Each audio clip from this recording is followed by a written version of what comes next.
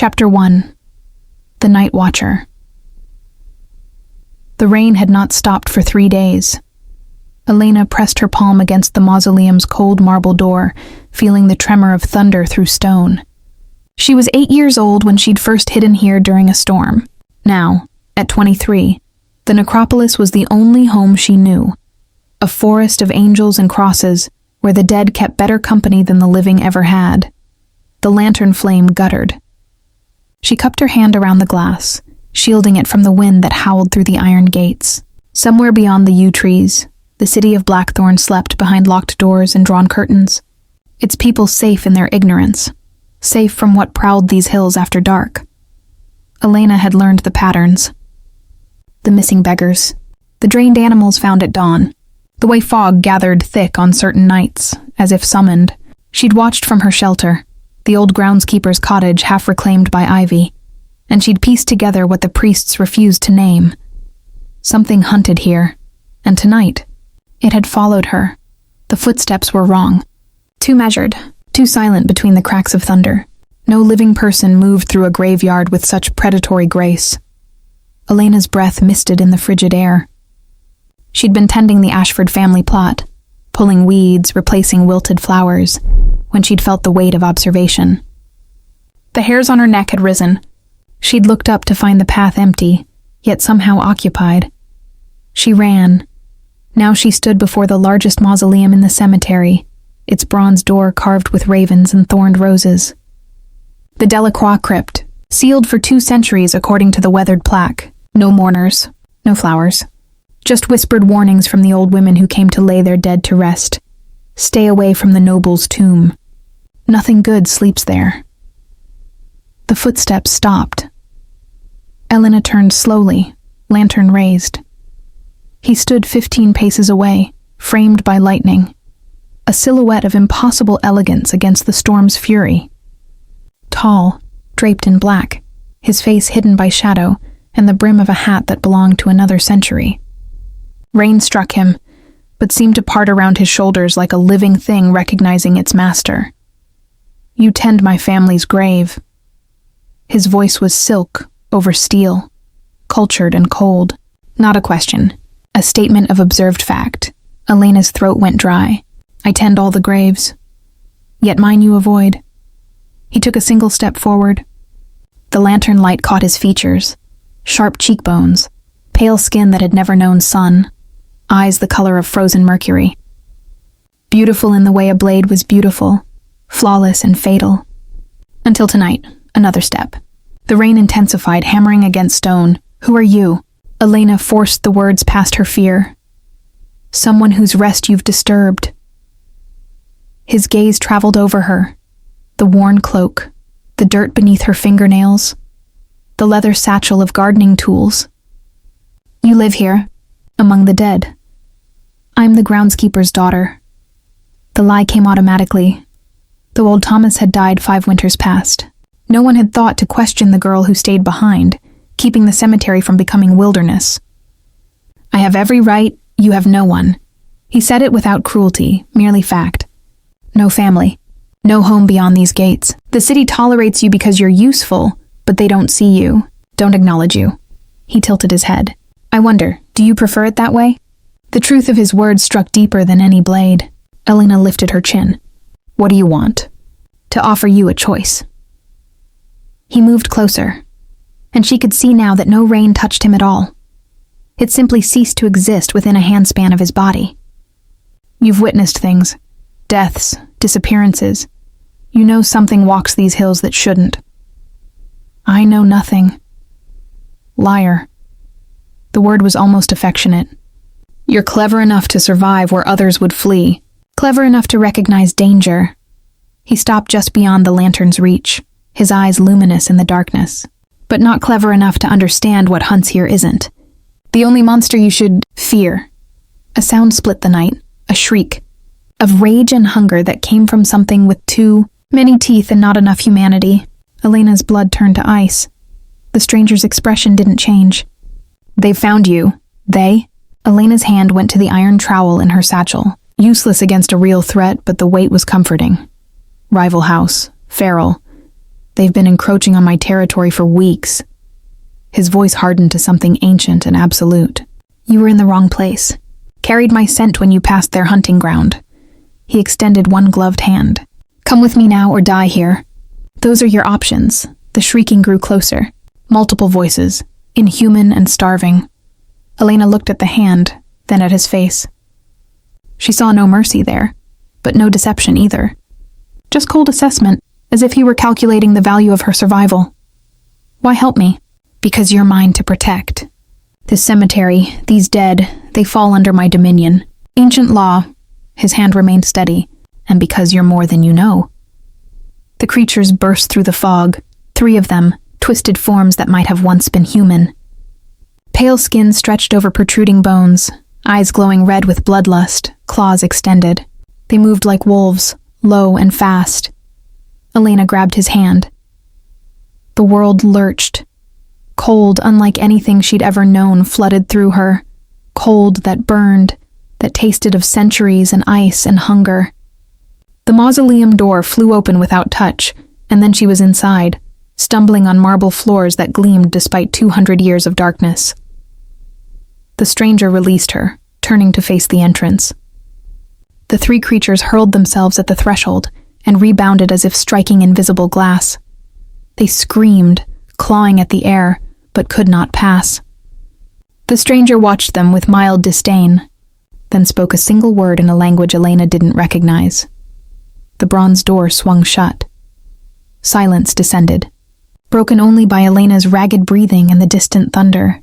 Candles burst to life along the walls, dozens of them, illuminating a space that defied physics. The mausoleum was vast inside, a cathedral of black marble and crimson velvet, vaulted ceilings, bookshelves carved into the walls, a grand staircase descending into deeper darkness. Not a tomb. A home. Elena turned to face her savior, her mind struggling to reconcile what she'd witnessed. What are you? He removed his hat, revealing hair the color of midnight oil, pulled back to expose the aristocratic planes of his face. When he smiled, she saw the points of fangs, subtle, elegant, undeniable. I am Count Lucien de la Croix. He executed a bow that belonged to courts long fallen. And you, little groundskeeper, have just accepted my hospitality. His mercury eyes locked onto hers. By law of sanctuary, you cannot leave until sunrise. By law of survival, he paused, letting the weight of truth settle. I suggest you don't leave at all. The candles flickered as thunder rolled overhead. Elena clutched her satchel, heart hammering against her ribs. She'd lived among the dead for 15 years, never truly afraid, until tonight, when she discovered something worse than death was real, and he was offering her shelter. Chapter 2. The Price of Dawn. The chamber smelled of old incense and older secrets. Elena stood frozen in the entrance hall, acutely aware that the bronze door behind her had no handle on the inside. Count Lucien moved with fluid grace to a side table where crystal decanters caught the candlelight like captured rubies. He poured something dark into a glass. Wine, she hoped, though her imagination suggested otherwise. You're frightened. He didn't look at her, focused on his task. Wise, but unnecessary. I don't feed on the unwilling. Those things outside are not like me. He turned, offering the glass. When she hesitated, he took a deliberate sip before extending it again. Wine, from a vintage older than your grandmother. It will steady your nerves. Elena accepted it, if only to have something to hold. The glass was warm. She took a small sip, rich, complex, utterly mortal. What were they? Remnants. Vampires who've lost themselves to hunger. Lucien settled into a high-backed chair, crossing one leg over the other with aristocratic ease.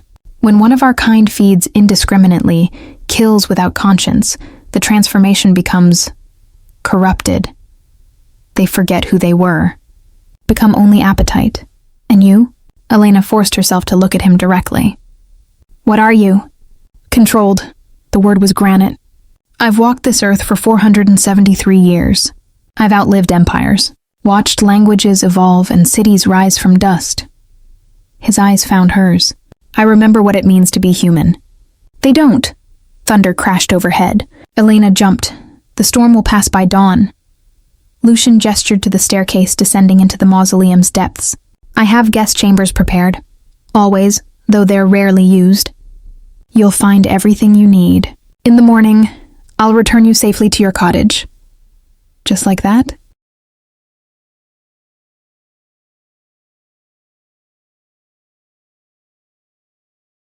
Unless you'd prefer to negotiate?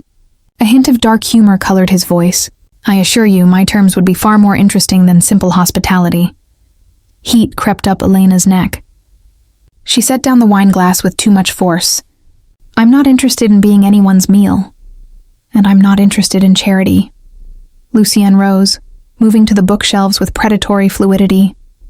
He selected a leather-bound volume, opened it to reveal yellowed pages covered in elegant script. But I am interested in a puzzle you represent. Puzzle? He turned the book to face her.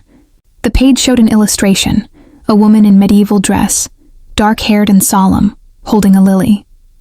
Beneath her portrait, text in Latin. Celeste Delacroix, my sister, Lucien's voice softened fractionally, killed 3 centuries ago by hunters who didn't understand what they destroyed. She was the last of our bloodline to possess a particular gift, the ability to walk in daylight without burning. Elena's breath caught. That's possible? For those born rather than made, yes. Rare. Precious. His gaze lifted from the book to her face, intent and searching. And the gift always bred true through the female line, until it vanished with her death. The candles seemed to dim. Elena felt the weight of his attention like a physical thing. You look like her. Lucian closed the book carefully. When I saw you in my family's plot, replacing the roses I left in darkness, I thought... He stopped, jaw tightening. Impossible, I told myself. Celeste had no children. The line was broken. I'm not... Elena's voice cracked. I don't know who my parents were. I was left at the cemetery gates as an infant. The groundskeeper raised me, perhaps. Or perhaps something else is at work. Lucian set the book aside. The feral ones tracked you. That doesn't happen with ordinary humans. Our presence is repellent to mortals. Instinct tells them to flee. But you... He stepped closer, tilting his head as if listening to something only he could hear. You don't smell of fear. You smell of smoke and earth and something older. Something that calls to me. Elena backed toward the staircase. I should go to those chambers. Run if you wish. But understand... Lucian's voice followed her, soft and inexorable. Whatever you are, whatever blood runs in your veins, you're not safe in that graveyard anymore. They've marked you, and they'll return. Then I'll leave Blackthorn. And go where? Challenge edged his tone. You have nothing. No coin, no skills beyond grave tending, no one to mourn if you vanish. He paused, letting the cruel truth settle, except perhaps me. Elena's hand found the cold marble of the staircase rail. Why would you mourn a stranger? Lucian was silent for a long moment. When he spoke again, something raw threaded through the refined control. Because I've spent 300 years alone in this tomb, watching the world change and staying the same. Because Celeste was the last person I loved, and I couldn't save her. He turned away, profile sharp against the candlelight. And because you tend roses on graves no one visits. That kind of devotion deserves protection. The vulnerability in his admission struck Elena harder than any threat could have. She'd spent 15 years watching people mourn, studying grief from a distance, never experiencing connection herself. Now a monster was offering exactly what she'd never allowed herself to want, someone who saw her. I'll stay tonight. The words emerged before she'd fully decided. But in the morning I want answers, real ones. About who you are, what those creatures were, and why you think I'm anything but an orphan who got lucky. Lucian inclined his head, a ghost of a smile touching his lips. Fair terms, little gardener. I'll even answer honestly. A rarity in my kind. Elena descended the stairs, acutely aware of his gaze following her into the darkness below. The temperature dropped with each step, and she could hear water dripping somewhere in the depths. The walls were carved with more ravens and thorns, repeated motifs that seemed to pulse in the corner of her vision. The guest chamber was unexpectedly warm. A fire burned in an ornate hearth, the flames dancing without consuming the wood. The bed was massive, draped in black silk that gleamed like oil.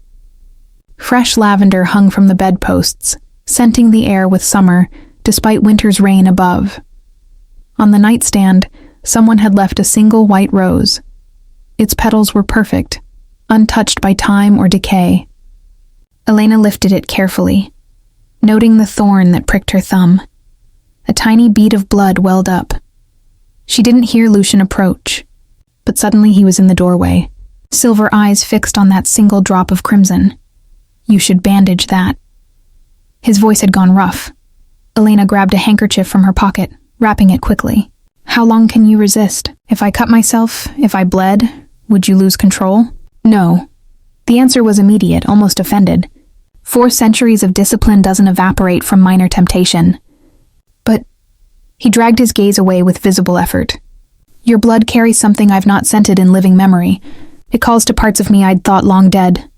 The daylight gift, perhaps, or something else entirely."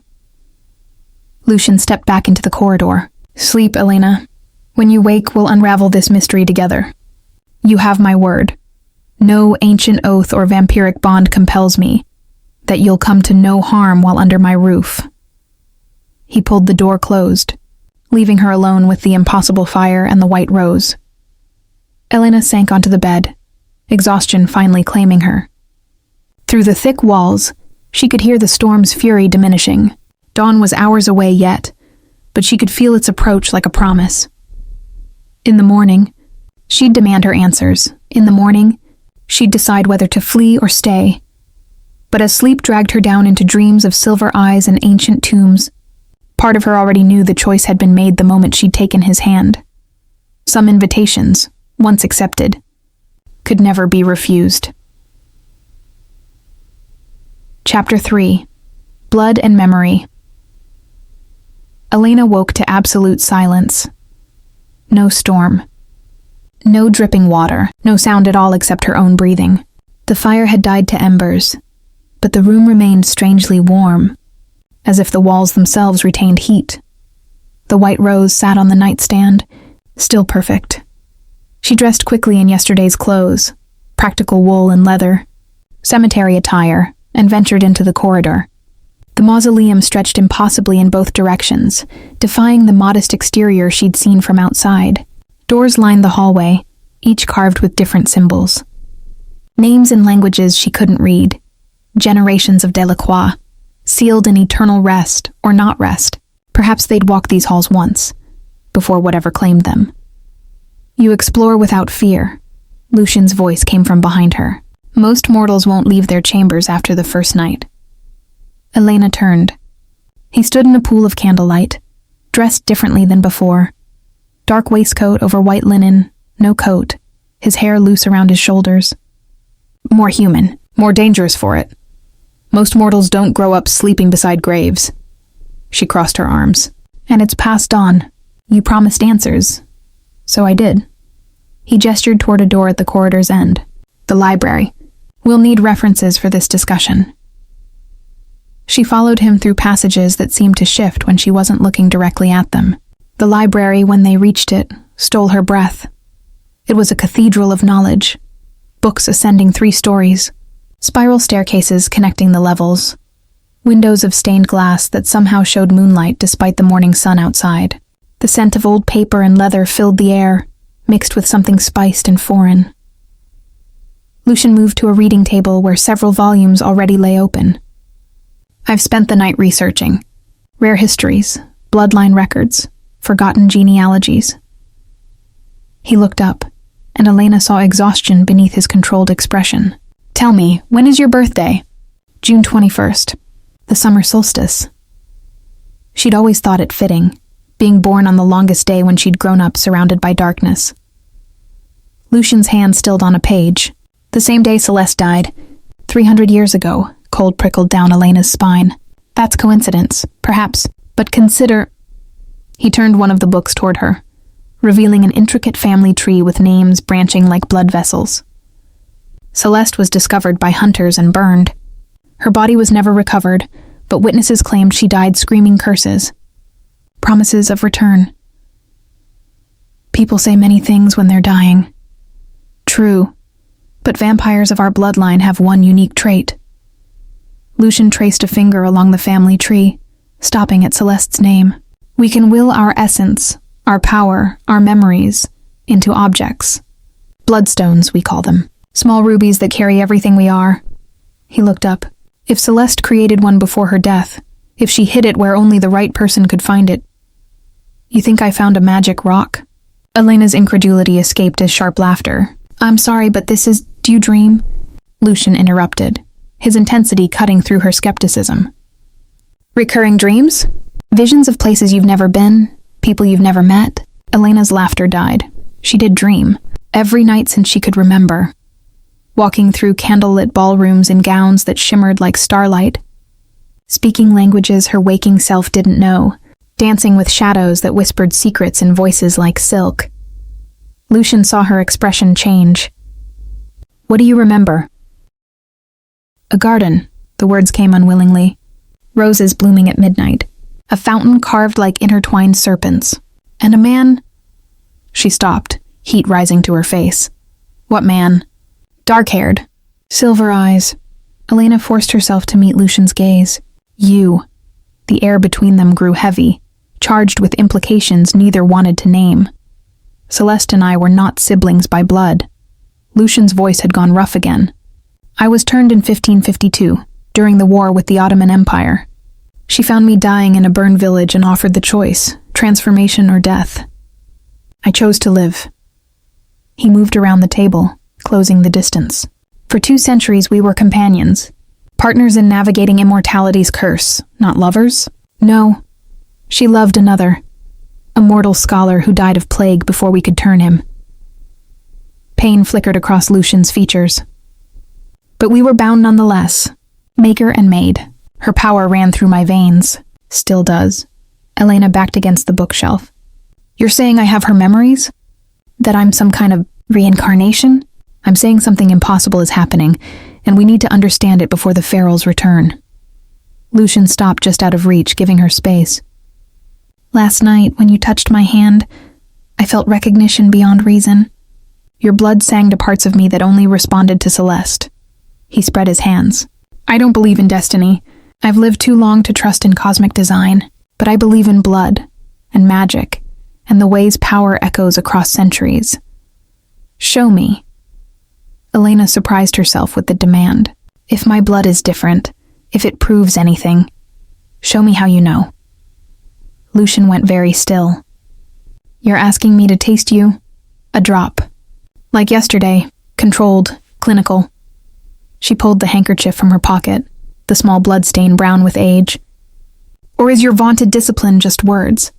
Challenge sparked in his silver eyes. Careful, little gardener.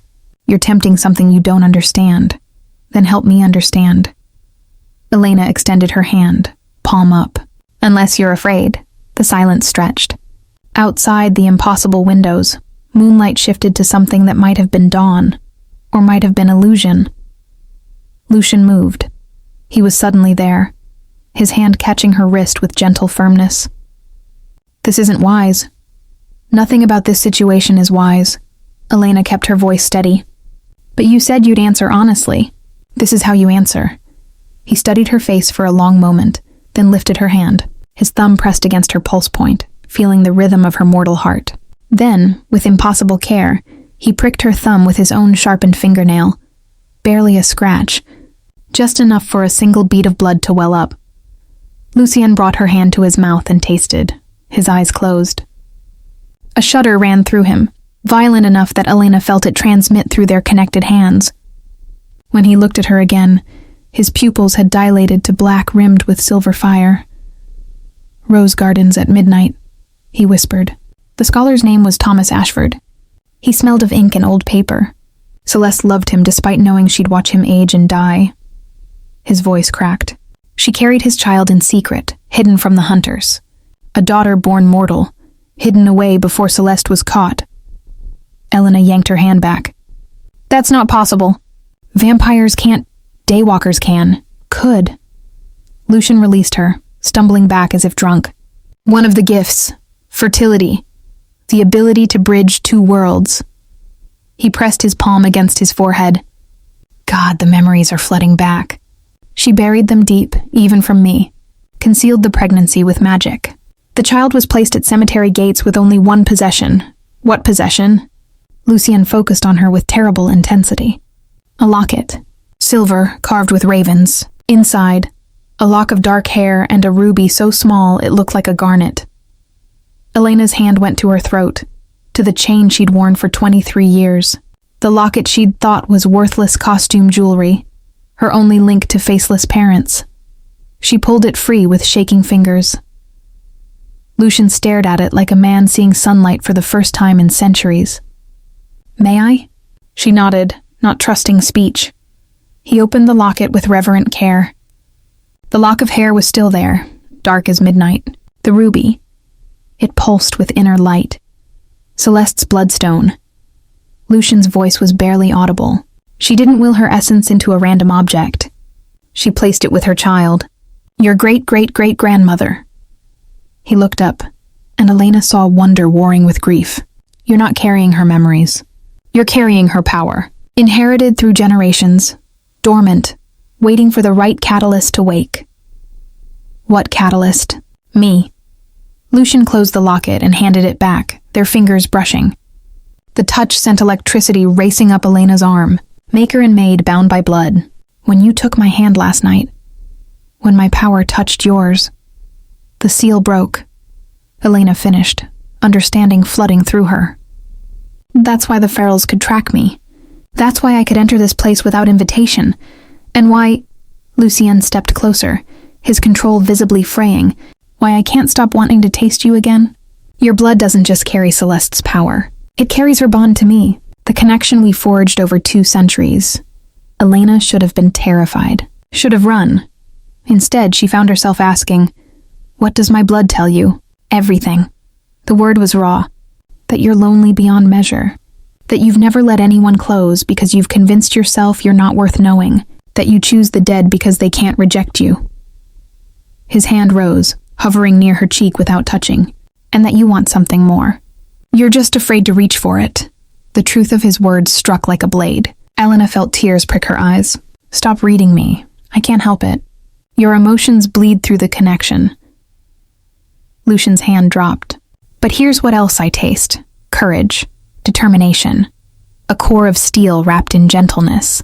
You've survived 15 years alone in a graveyard, Elena. Most mortals would have broken. Is that why you want me? The question escaped before she could stop it.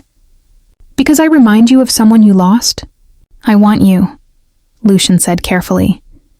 Because you're brilliant and stubborn and unafraid to challenge me. Because you tend graves no one visits and find beauty in death's garden. Because when I look at you, I see someone who could choose to live in the light. He paused, and yet stands in the darkness anyway, their eyes locked. Elena felt the pull between them like gravity, ancient and inevitable. Then thunder rolled overhead. Impossible, given the clear sky she'd glimpsed earlier. Lucien's expression darkened. That's not weather. What is it? Attack! He moved to the library door, listening. The ferals have brought reinforcements. They're testing the mausoleum's wards. He turned back to Elena. I can hold them, but you need to stay here in the library. The protections are strongest in rooms with knowledge, something about written words forming barriers. Let me help. You can't fight them. No. Elena lifted her chin. But if my blood carries Celeste's power, maybe I can strengthen your wards. Maybe that's what the connection is for. Lucien stared at her, as if seeing something unexpected. You'd willingly give your blood to fortify my magic? I'd willingly do what's necessary to survive. Elena rolled up her sleeve. Teach me, quickly. Outside, something shrieked. A sound of hunger and hate that made the windows shudder. Lucien crossed the space between them in a heartbeat. This will hurt, and it will bind us more deeply. Once this is done, you'll feel what I feel. Know what I know. His eyes searched hers. Are you certain? Elena thought of the white rose, the careful way he'd handled her fear, the loneliness she'd heard beneath his words. Yes. Lucien produced a silver knife from his waistcoat, ornate, ancient, the blade etched with symbols. Your palm. I'll need enough to mark the thresholds." She held out her hand without trembling. He cut quickly, efficiently, a clean slice across her palm that welled with dark blood. Elena hissed but didn't pull away. Lucian caught her blood in a crystal vial, stoppered it, then pressed his own palm to hers. His skin was cold against her heat, and where they touched, the world expanded. Elena gasped as sensation flooded through her. She could feel the mausoleum's wards like spiderwebs of light, delicate and strong, could sense the ferals outside, 20 at least, their minds twisted knots of hunger, could taste Lucian's power, vast, controlled, edged with loneliness so profound it stole her breath, and beneath it all, a golden thread connecting her to him, pulsing, alive. The bond, Lucien's voice echoed in her mind. "This is what Celeste and I shared, what we'll share now if you accept." Elena wanted to speak, but the connection demanded response on a deeper level. "I accept," she thought back. The bond flared brilliant, then settled into gentle warmth. Lucien released her hand, and the overwhelming sensations dimmed, but didn't vanish. She could still feel him at the edge of her awareness, a presence like candlelight in darkness. "Go," he said aloud. "Mark the doorways with your blood. Speak words of sanctuary. The magic will know what to do." Elena didn't question. She ran from the library, vial clutched in her injured hand, and began painting symbols on thresholds, doorways, windows, the bronze entrance. With each mark, she felt the wards strengthen, fed by power she'd carried unknowingly for 2 decades. Outside, the ferals howled in frustration. Inside, Lucian stood in the entrance hall, silver eyes blazing with ancient authority, and between them, the bond pulsed like a shared heartbeat. Dawn broke properly, sending shafts of genuine sunlight through the high windows, light that should have burned any vampire who touched it. But when the rays fell across Elena's skin, they didn't hurt. They made her glow like dawn personified. Lucian stared at her across the hallway, wonder and recognition dawning in his expression. "The daylight gift," he breathed. "It's not just power. You are the sunlight." Elena looked down at her illuminated hands, at the blood that shimmered gold now instead of red, and understood. She wasn't Celeste reborn. She was something new, something impossible, a bridge between darkness and light. Chapter 4. The Covenant of Ash. The ferals fled with the sunrise, their shrieks fading into the forest beyond the cemetery. Elna stood in the entrance hall, watching through windows she could now perceive as illusions. The mausoleum showed moonlight to mask the truth from mortal eyes. But with her awakened sight, she saw dawn painting the sky in shades of rose and gold. Her palm throbbed where Lucienne had cut it. She looked down to find the wound already healing, skin knitting together with unnatural speed. Not vampire regeneration, something else. Something warm. "You're manifesting faster than Celeste did." Lucian approached carefully as if she might bolt. The sunlight streaming through the windows fell across his face and he didn't burn. Instead, he seemed to solidify, becoming more present, more real. "The proximity to me is accelerating the awakening. I can feel you." Elena pressed her uninjured hand to her chest. "Here, a weight that isn't weight. Like you're standing beside me even when you're not." The blood bond. It works both ways. Lucian stopped an arm's length away. "I feel you too. Your fear, your exhilaration, the way your mind is racing to understand all of this. Can you read my thoughts? Only what you broadcast strongly. Emotions bleed through easier than words." He tilted his head.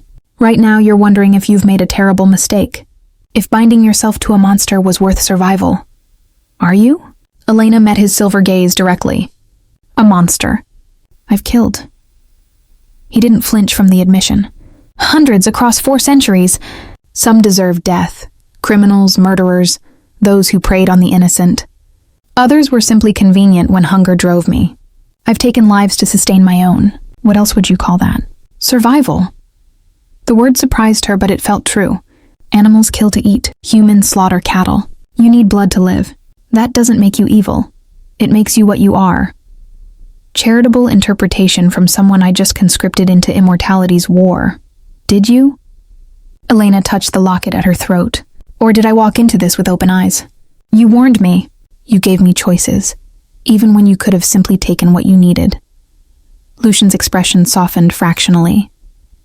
You're remarkably pragmatic for someone whose world just inverted. I've lived in a graveyard for 15 years. Death isn't foreign to me. She gestured at the grand hall, the impossible architecture. This particular flavor of it is new. A distant howl echoed through the hills, different from the feral's shrieks. Deeper. More intelligent. Lucian's head snapped toward the sound, his posture shifting to something predatory. Damn, what? That's not a feral. That's a master vampire. He moved to the windows, peering into the brightening dawn. House Corvus, if I'm not mistaken. They rule the Western Territories. We've had an understanding. They stay beyond the river. I stay within the cemetery grounds. And now? Now they know someone with daylight blood has manifested in my territory. And they'll want you. Lucian turned back to Elena, his expression grave. Daywalkers are legend. Vampires who can move freely in sunlight, who can walk among mortals without glamour or deception. Every house has dreamed of creating one through blood alchemy and ancient rituals. None have succeeded. Elena felt cold despite the sunlight warming her skin. You're saying I'm valuable. Invaluable. Your blood, your power. If they captured you, if they forced you to bond with one of their bloodline instead of mine. Lucian's hands clenched. They would become unstoppable. Daywalkers who could hunt, feed, and conquer without darkness's constraints. Then we need to leave. Elena's mind raced. If staying here makes me a target, leaving makes you more vulnerable. Lucian crossed to a cabinet carved with ravens, withdrawing a wooden box. Here the wards are strongest. Here, I have resources, allies among the peaceful dead. He opened the box to reveal a collection of silver daggers, their hilts wrapped in black leather. But you're right that we can't simply hide. If Corvus wants war, we need to be prepared. I don't know how to fight, but you know how to survive. Lucian selected 2 of the smaller daggers, offering them to Elena. These are blessed silver, deadly to vampires, ferals, and masters alike. Silver burns us, disrupts our regeneration. Even a scratch can incapacitate if delivered correctly. Elena accepted the weapons, testing their weight. Heavier than her gardening tools, but the balance felt right. You're giving me weapons that can kill you. I'm giving you the means to protect yourself. From anyone. Lucian's gaze was steady, including me if necessary. The bond doesn't enslave you, Elena. You're not my thrall or my possession. You're what? She challenged him. What am I to you? He was silent for a long moment. When he spoke, his voice carried centuries of careful loneliness. I don't know yet, but I know what I want you to be. Which is? Free. The word emerged raw. Powerful. Choosing to stand beside me, not because magic compels you, but because you will it. He looked away. Celeste was bound to me by gratitude and Maker's law. I spent 200 years wondering if she truly cared or simply felt obligated. I won't make that mistake again. Elena's throat tightened. She set the daggers on a nearby table and closed the distance between them. Look at me. Lucian obeyed, and she saw vulnerability beneath his controlled expression. I'm here because you offered shelter when I needed it, Elena said carefully. I'm bonded to you because I chose to be. Not out of obligation, not out of fear. She touched his arm, cold skin over unnatural stillness. But because when I look at you, I see someone as lonely as I am. Someone who understands what it means to exist at the world's edges. That's the bond talking. The magic, no. She squeezed his arm.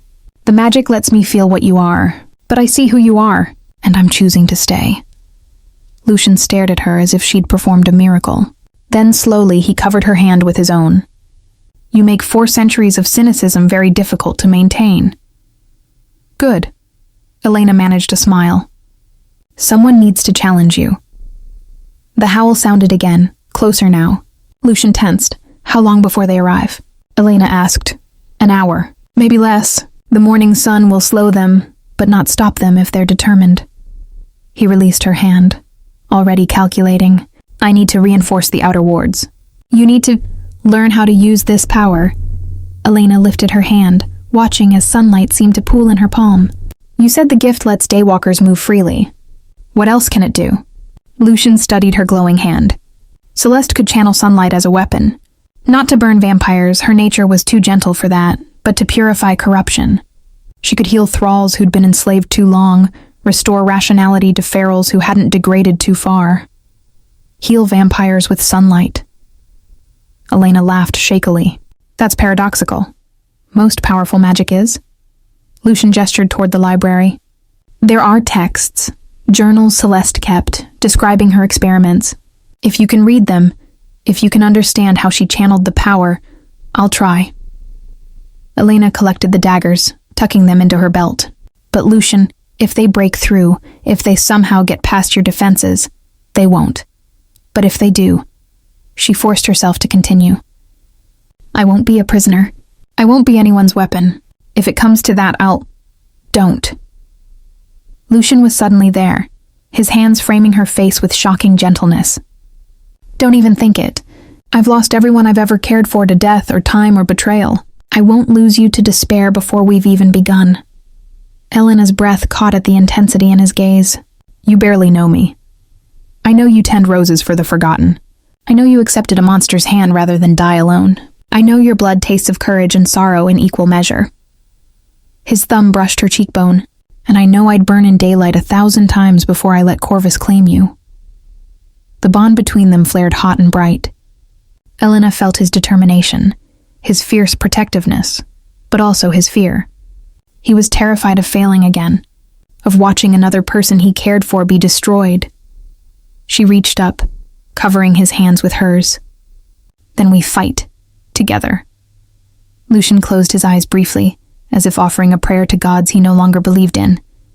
Together.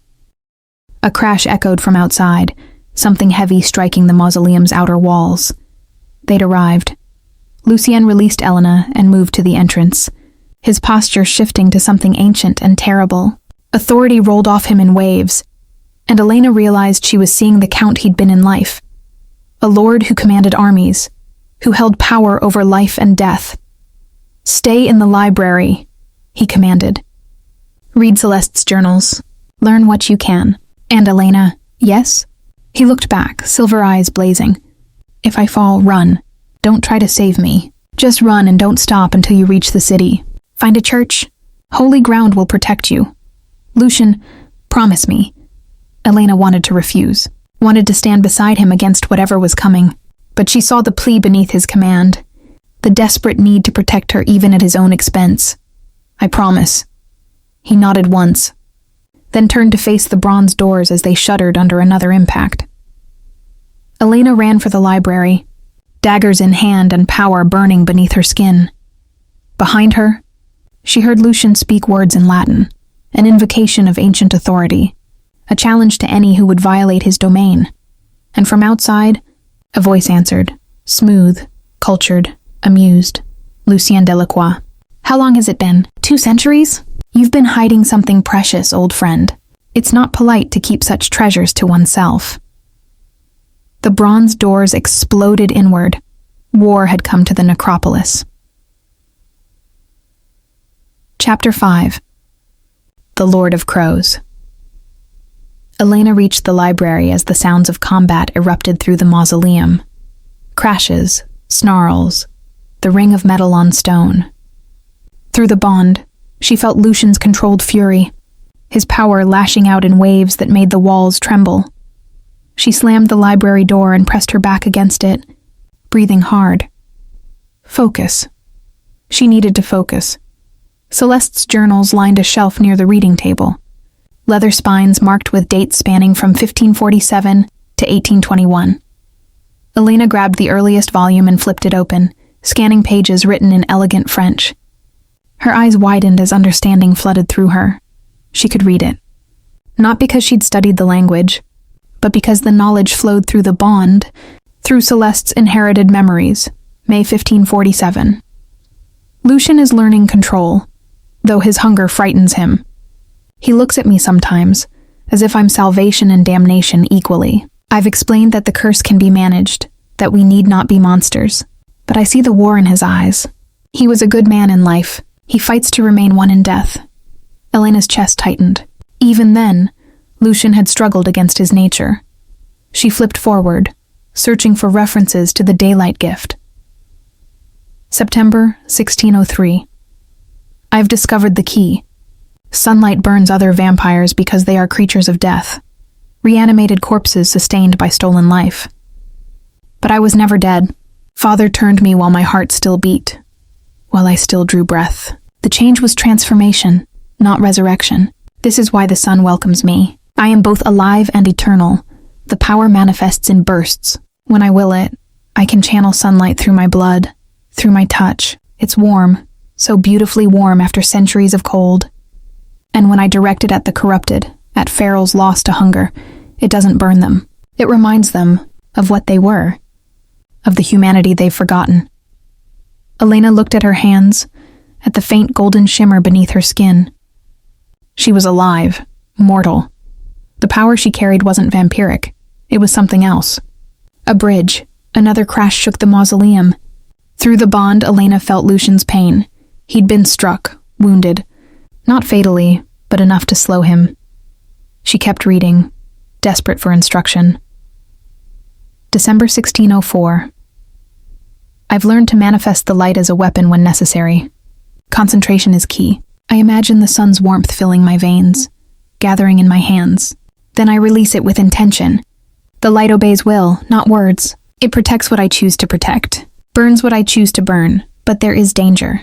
The more I draw on the power, the more it consumes. I feel hollow after each use, as if I've given away pieces of myself. The light demands balance. For every life I heal, I must rest in darkness. For every feral I restore, I must feed the power with my own vitality. A price. Of course there was a price. Elena closed the journal and pressed her palms together, focusing. She imagined warmth.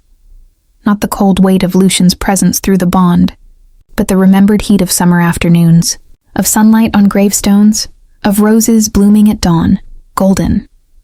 Light flickered between her fingers. It felt right. Natural. As if she'd been meant to hold sunlight in her hands all along. The library door exploded inward. A vampire stood in the threshold. Male, dark-haired, dressed in clothing from another era. His eyes were pure black, no white visible, and his smile revealed fangs longer and crueler than Lucien's. "There you are," he purred. "The Daywalker. House Corvus has searched for your kind for 3 centuries. And here you are, ripe for the taking." Elena raised her hands, light blazing between them. "Stay back." The vampire, this must be Corvus himself, laughed. "Oh, you have fire. I like that. Breaking you will be delicious." He took a step forward. Elena released the light. It struck him like a physical force, and he shrieked, a sound of agony that made her ears ring. He stumbled back, smoke rising from his chest where the light had touched him. "Impossible," he snarled. "You're untrained. That should have been a flicker. I'm full of surprises." Elena gathered more light, her heart pounding. She could feel it draining her, just as Celeste had written, but desperation overrode caution. "Leave, now, or I'll do worse." Corvus studied her with newfound wariness. "You're bonded to Delacroix. I can smell his mark on you, but his protection is meaningless if he's ash." He smiled coldly. "Which I assure you he will be shortly. My soldiers are carving him apart as we speak." Through the bond, Elena felt Lucian's presence flicker. Terror gave way to fury.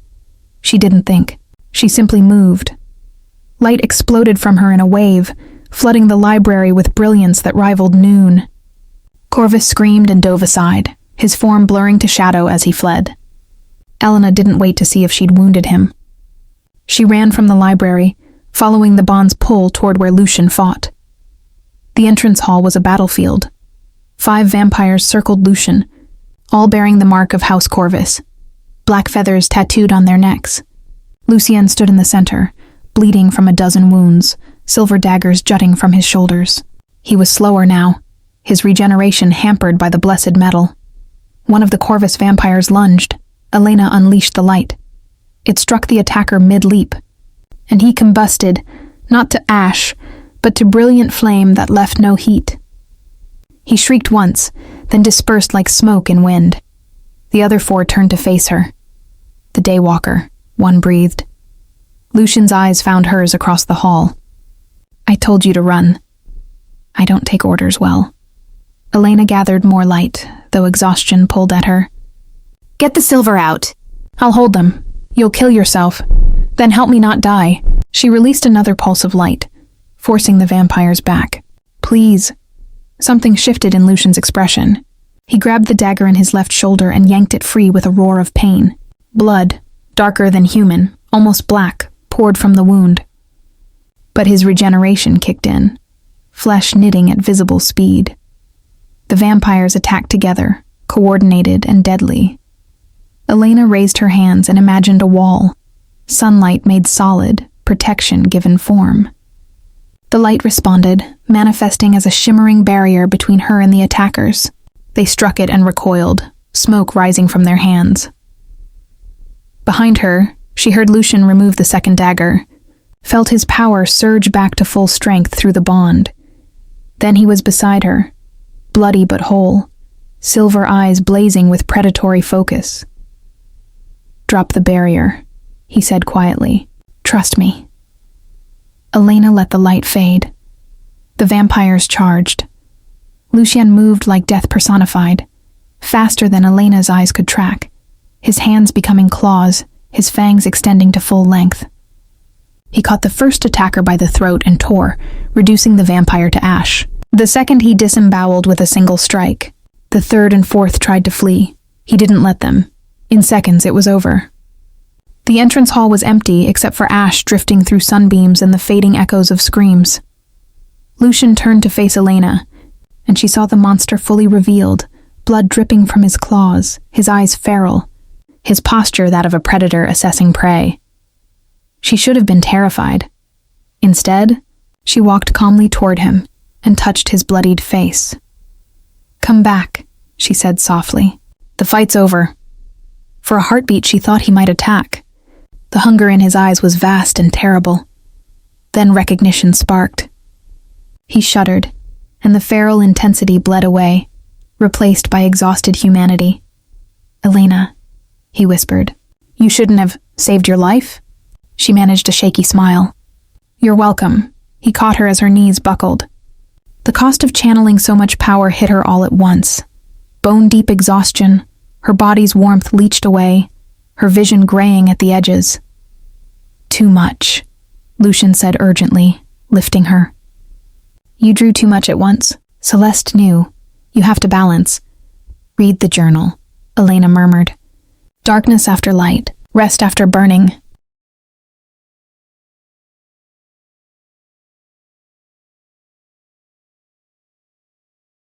He carried her through the mausoleum to a chamber she hadn't seen before. His own, she realized dimly. Black velvet and silver accents, a bed large enough to drown in. He laid her down carefully, then hesitated. You need warmth, life force to restore what you spent. Lucian's jaw tightened. If you were vampire, you'd feed. But you're not. You're... What do I need? Elena forced the words past cold-numbed lips. Connection. Touch. The presence of living things. He looked around the chamber. Stone, fabric, nothing that breathed. Then his gaze settled back on her. Me. You need me. You're dead, but I remember life. And through the bond... He sat on the bed's edge, offering his hand. It's not ideal, but it might be enough. Elena took his hand. The moment their skin touched, warmth flooded through the bond. Not physical heat, but something deeper. The echo of summers Lucienne had known 4 centuries ago. The memory of sunlight before darkness claimed him. It wasn't enough to fully restore her, but it stopped the deathly cold from spreading. Better, Lucian asked, getting there. Elena's eyes drifted shut. Did we win? We survived. That's what matters. She heard him remove his bloodied coat, felt him settle beside her on the bed, careful not to touch, maintaining propriety even in crisis. Corvus fled. His soldiers are ash, but he'll return with greater force. Then we need allies. Elena's exhausted mind clung to strategy. Other houses. Someone who opposes Corvus. There is no one. Lucian's voice carried bitter certainty. The vampire houses are isolationist. We rule our territories and avoid each other's notice. There's no council, no alliance, just ancient predators maintaining careful distance. That needs to change. He was silent for a moment. You're suggesting vampire politics. Unity among the undead. Elena, that's necessary. If Corvus wants me badly enough to attack your stronghold in daylight, he won't stop. And if other houses learn what I am, they'll come too. She forced her eyes open, meeting his troubled gaze. Unless we give them reason to protect me instead of capture me. Understanding dawned on Lucian's face. You want to offer yourself as a bridge, to help other vampires achieve what Corvus seeks through force. Not exactly. Elena struggled to articulate the idea forming through her exhaustion. I can't bond with multiple houses. The connection to you is unique. But maybe I can share knowledge. Celeste's journals. The techniques for developing daywalkers through careful transformation rather than forced alchemy. That's dangerous. You'd be making yourself indispensable to every house, which means they'd all have incentive to keep me alive and free. Elena reached up, touching his face. It's a gamble, but staying hidden only works until it doesn't. Lucian caught her hand, pressing it to his cold cheek. You're proposing we change vampire society. Centuries of isolation and competition replaced by cooperation and shared knowledge. Yes. That's either brilliant or suicidal. Can it be both? Elena's smile was weary. You said you've lived 400 years alone. Maybe it's time to try something different. He stared at her as if she'd rewritten his understanding of possibility. Then slowly, he lay down beside her, close enough to maintain the bond's warmth, careful enough to preserve her choice. Sleep, Lucian said quietly. When you wake, we'll plan this madness properly.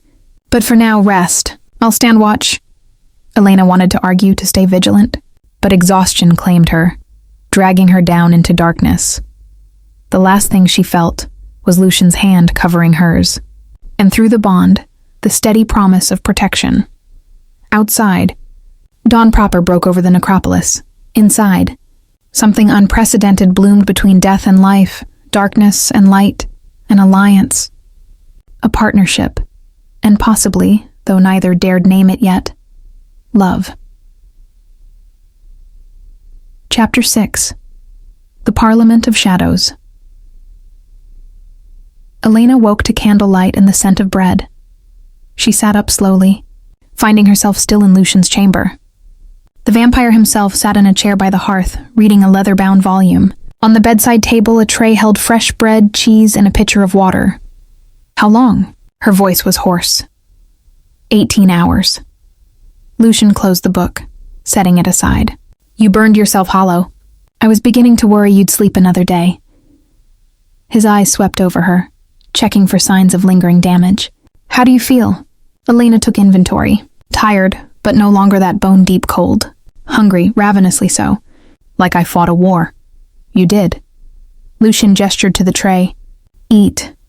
Your mortal body needs sustenance more than mine needs blood, especially after channeling that much power. She didn't argue. The bread was fresh, the cheese sharp and satisfying. As she ate, she studied Lucian in the candlelight. He'd changed into clean clothes, dark brocade over charcoal linen, his hair tied back. But she could see the tension in his shoulders, the way his hands gripped the chair arms too tightly. What happened while I slept? 2 things. Lucian's expression turned grave. First, I've received 3 messages from other vampire houses. Word of yesterday's battle spread quickly. They want to know what you are and what your existence means for territorial agreements. Elena's heart sank. They're coming for me. Not yet. The messages were formal inquiries, not threats. But they're watching, waiting to see what I do next. And the second thing? Corvus sent an emissary. Lucian's jaw tightened. Under flag of truce. He wants to negotiate. Elena set down the bread, appetite vanishing. Negotiate what? Your freedom in exchange for an alliance between our houses. He proposes a marriage, him and you, that would bind House Corvus and House Delacroix through blood and ceremony. Lucian's voice went flat. He's offering to make you immortal, to transform you into a vampire with your day-walking gift intact. That's not possible. Elena's hand went to her throat. Celeste's journals said the gift only manifests in those born to it, not made. Corvus believes otherwise. He has ancient texts, alchemical formulas. Lucian leaned forward. It doesn't matter if he's right. What matters is that he's offering you what I cannot. Understanding struck like a blow. Immortality. Yes. Lucian's gaze was steady despite the pain she felt through the bond. You're mortal, Elena. We both know what that means. You have perhaps 50, 60 more years if you're fortunate. And He stopped, composing himself. I would watch you age and die while I remain unchanged. Just as I watched Celeste's mortal lover die. Just as I've watched every connection I've formed crumble to dust. Elena's throat tightened.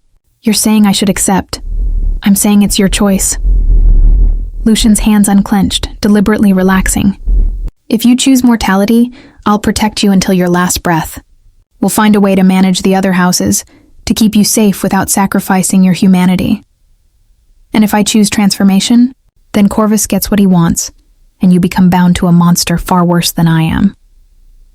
Bitterness colored Lucian's tone. He's not offering partnership, Elena. He's offering possession. A gilded cage with eternal bars. But not if you transform me. The words escaped before Elena had fully processed them. If I chose immortality, if I wanted that, you could do it. You're my bonded maker. The connection's already there. Lucian went completely still. Don't. Why not? Because I won't make that choice for you. He rose abruptly, pacing to the hearth. Do you understand what transformation means? You'd die. Your heart would stop. Your breath would cease. Everything human in you would be consumed by the change. And if anything went wrong, if the day-walking gift didn't survive, you'd become exactly what I am. A thing that feeds on the living, trapped in darkness. Or I'd become what Celeste was, Elena countered. Alive and eternal, able to walk in both worlds. At the cost of everything you are now. Lucian spun to face her, his control finally cracking. You'd never taste food again. Never feel true warmth, never bear children or grow old with someone you love. The world would age around you while you stayed frozen. Everyone you've ever known would wither and die while you remained. Like you have. The words hung between them, raw and undeniable. Lucian's expression shattered. Yes, like I have. And I wouldn't wish this existence on anyone, let alone... He stopped, turning away. Let alone someone you care about. Elena finished softly. She rose from the bed, moving to stand behind him. Lucian, look at me. He obeyed reluctantly. I'm not asking for transformation right now, Elena said carefully. I'm 23. I have time to decide. But I need you to understand, I'm not afraid of immortality. I'm afraid of watching you endure another loss, of becoming another person you couldn't save. This isn't about saving. Lucian's voice cracked. This is about wanting. I want you here, Elena. I want your presence in this tomb, your voice in these halls, your damn stubborn idealism challenging me at every turn. And I want it without guilt, without knowing I've condemned you to my fate. Elena reached up, framing his face with her hands. Then let me have both. Give me time to live as human, to experience the daylight fully. But promise, her voice strengthened. Promise that if I choose transformation eventually, you'll honor that choice. You'll be my maker by choice, not circumstance. Lucian's hands covered hers, and through the bond, she felt the war inside him, longing versus conscience, desire versus duty. 5 years, he said finally. If you still want this in 5 years, if you've lived fully and still choose darkness, I'll grant your request. But not before. You deserve time to be certain. 10, Elena countered. I want a decade to know myself as mortal, to build something real between us that isn't founded on crisis and magic. 10 years. Lucian's lips quirked despite his pain. You bargain like a merchant. I grew up negotiating with funeral directors for leftover flowers. I learned from the best hagglers. She smiled, though tears pricked her eyes. Do we have an agreement? We do. He pulled her close, his embrace careful but desperate. 10 years. And then, if you still want it, I'll make you mine in truth." Elena pressed her face against his chest, listening to the absence of a heartbeat. "What do we tell Corvus?" "The truth." Lucian's chin rested on her head. "That you're not for sale or trade. That House Delacroix protects its own, and if he wants war, I'll give him war such as the vampiric world hasn't seen in centuries. That won't be enough." Elena pulled back to look at him. "We need allies. My plan from yesterday, gathering the houses, offering knowledge, we have to implement it now. You're in no condition to travel. Then bring them here." Elena's mind raced. "A parliament. A gathering under flag of truce. Invite the major houses to the mausoleum, with your guarantee of safe passage. Show them what I am. Offer them Celeste's research in exchange for a non-aggression pact." Lucian stared at her. "You're proposing the first vampire council in recorded history. Elena, that's dangerous, revolutionary, possibly disastrous." She nodded. "But what's the alternative? Hide until Corvus brings an army? Run and never stop running? We need to change the rules of engagement. The houses won't come. They don't trust each other enough. They'll come because they're curious." Elena felt certainty crystallize. "I'm an impossibility, a mortal daywalker bonded to a vampire. That's worth investigating. And deep down, every vampire lord dreams of walking in sunlight again. We're offering hope." Lucian was silent for a long moment, his expression cycling through disbelief, calculation, and something that might have been admiration. "You're serious. Completely. This could backfire spectacularly. We could end up with a gathering of predators all wanting the same prey. Or we could end up with the foundation for something better." Elena squeezed his hands. "You said yourself, 400 years alone. Maybe it's time for vampire society to evolve, to become something more than isolated hunters. And you'd be the catalyst." Lucian searched her face, the bridge between old ways and new. "Do you understand the target that puts on you? I've been a target since I manifested the gift. At least this way, I'm a target with purpose." Elena's smile turned fierce. "Besides, I have you, and if yesterday proved anything, we make a good team." Pride flickered through the bond, warm and unexpected. Lucian lifted her hands to his lips, pressing a kiss to her knuckles. "Very well. We'll convene the parliament, but on my terms, in my territory, with every ward and weapon I can muster." "Agreed." Elena felt anticipation and terror in equal measure. "When?" 3 nights from now. The new moon, traditionally neutral ground for vampire gatherings. It gives us time to prepare." Lucian released her hands, his tactical mind already working. "I'll send invitations to 7 houses. Corvus, Thorn, Ashwood, Ravenscroft, Nightshade, Blackwell, and Voss. Ancient bloodlines all. If we can convince them, the lesser houses will follow. And if we can't?" Lucian's smile turned razor sharp. "Then we'll make an example of whoever breaks truce. The old laws are clear. Sanctuary violations demand blood price. No house will risk that, even for you." Elena wanted to feel reassured, but unease prickled down her spine. "This is really happening." "Thanks to you, yes." Lucian tilted her chin up. "Are you certain? Once we commit to this path, there's no return to anonymity. You'll be known to every vampire in the Western Territories." "I'm certain." Elena met his gaze steadily. "I've spent 15 years invisible. Maybe it's time to be seen." "Then we'd best prepare you properly." Lucian gestured toward the door. "You'll need appropriate clothing, something that commands respect without conveying submission. And training. The houses will test you, probe for weakness. You need to know how to hold your own in verbal combat." "Verbal combat." Elena laughed shakily. "I thought we were avoiding actual fighting." "Politics is bloodshed by other means." Lucian offered his arm. "Come. Let's turn a graveyard orphan into someone who can stare down ancient monsters and make them blink first." Elena took his arm, feeling the solid strength beneath the fine fabric. No pressure, none at all. His smile was genuine despite the danger ahead. "You've already survived me. The parliament should be simple in comparison." They left his chamber together, walking through the mausoleum's impossible corridors. Elena could feel the wards humming around them, strengthened by her blood, powered by their bond. This place was becoming home. Not the cold tomb she'd imagined, but a sanctuary where death and life intertwined, where impossible things were becoming real. Ahead lay 3 days of preparation. Then the Parliament. Then whatever consequences their gamble would unleash.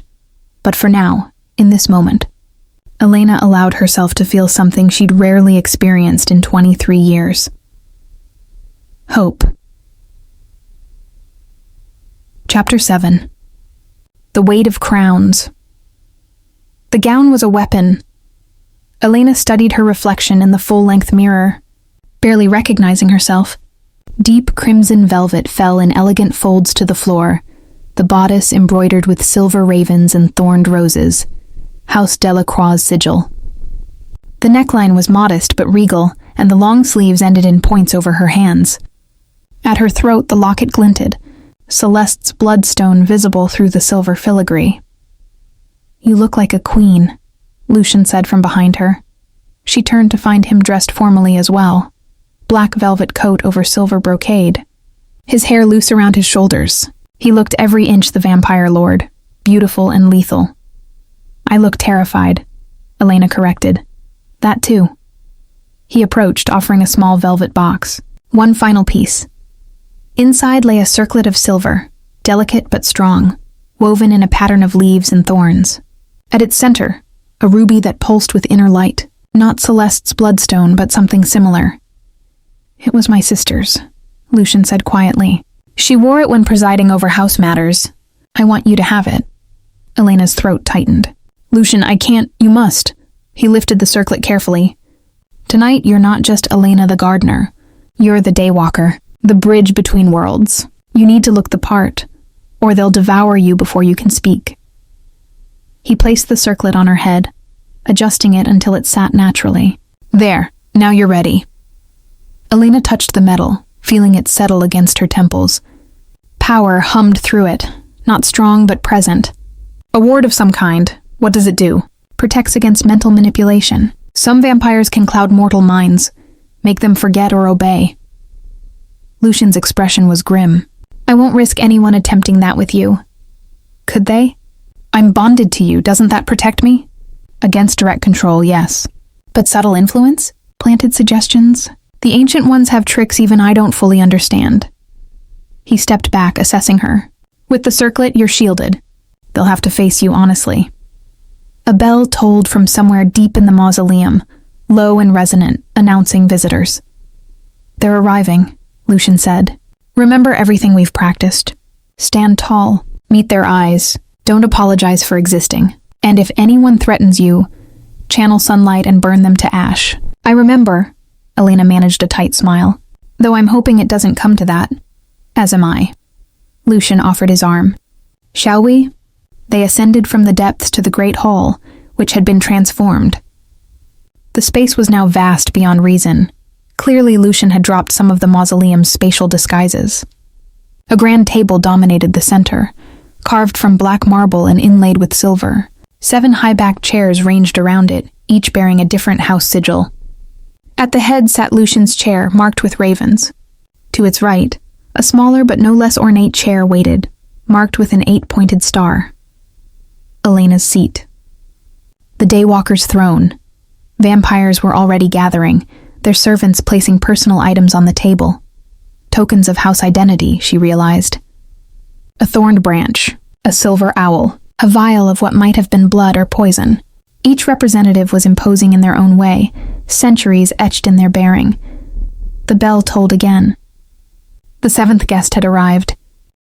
Lord Corvus entered, and Elena's breath caught. He was more polished than during the attack. Dark hair swept back, clothing immaculate, his black eyes sharp with intelligence. He carried himself with the confidence of someone who'd never lost. His gaze found Elena immediately. He smiled. "Lord Delacroix," Corvus said smoothly, executing a precise bow. "Thank you for this unprecedented invitation. And this must be the Daywalker." He approached Elena with predatory grace, more radiant than reports suggested. "I'm honored." He reached for her hand. Elena let him take it, but channeled the barest spark of sunlight through her skin. Corvus jerked back, his smile faltering. "Spirited, how delightful." "Lord Corvus," Elena said coolly. Your attack on this mausoleum was poorly considered. I hope your manners tonight prove better than your strategy." Silence descended. The other vampires watched with naked fascination. Corvus's eyes narrowed. "You mistake necessary acquisition for rudeness, my dear. I was claiming what should rightfully belong to the strongest house." "I belong to no house but my own choosing," Elena replied, channeling every etiquette lesson Lucian had drilled into her over 3 days. "And I choose Delacroix. If that offends you, there's the door." Someone laughed, a woman with silver hair and eyes like frozen emeralds. "Lady Thorn, if Elena remembered correctly." "I like her," Thorn announced. "She has fangs even without the transformation." "Well done, Lucian. You found someone with spine." Lucian inclined his head graciously, but Elena felt his tension through the bond. This was working so far, but they'd barely begun. "Shall we sit?" Lucian gestured to the table. "We have much to discuss." The vampires arranged themselves with careful attention to precedent and protocol. Elena noted who sat beside whom, who avoided eye contact, who watched her too intently. These were predators, everyone. And she was walking into their midst by choice. Madness. Glorious, terrifying madness. Lucian remained standing, his voice carrying authority that made the air thicken. "I've called this parliament for one reason, to prevent war. Elena Corvallis." He used her full name, the surname she'd invented from the graveyard's name. "Has manifested as a daywalker, first of her kind in 3 centuries. Her existence changes everything we know about the limits of our condition." "She's mortal," interrupted Lord Blackwell, a heavy-set vampire with scarred hands. "Fragile. What's to stop any of us from simply taking her?" Elena stood before Lucian could respond. "Try it and you'll learn exactly how fragile I am." She raised her hand. Sunlight blazed from her palm, filling the hall with noon's brilliance. The vampires recoiled, not burning thanks to Lucian's wards, but clearly uncomfortable. Elena let the light fade. "I am mortal, but I carry power that can destroy any of you, and I'm bonded to House Delacroix, which means attacking me means declaring war on Lucian." She met each vampire's gaze in turn. "Is that a war any of you want, Lights?" Then Lady Ravenscroft, elegant, dark-skinned, draped in amethyst, spoke. "You've made your point, child, but power alone doesn't justify this gathering. What are you offering?" "Knowledge." Elena gestured to the stack of journals on a side table. "These are Celeste Delacroix's writings, research spanning 200 years on the nature of daywalking, the conditions that allow it, the bloodline requirements." She paused. "I'm offering access to this research. Not transformation, I can't do that for you. But understanding, the possibility that others in your bloodlines might carry dormant gifts." "In exchange for?" Lord Nightshade leaned forward, his pale face sharp with interest. "Non-aggression." Lucian took over, his tactical mind presenting the offer. Each house signs a treaty. Elena remains free and under Delacroix protection. In return, she'll work with your scholars, share knowledge, and help identify potential daywalkers in your bloodlines. That's... Lord Voss, scarred and ancient, shook his head. "Unprecedented cooperation. We don't share resources. We don't bind ourselves to pacts. Then you'll remain divided while one of you inevitably tries to claim her by force."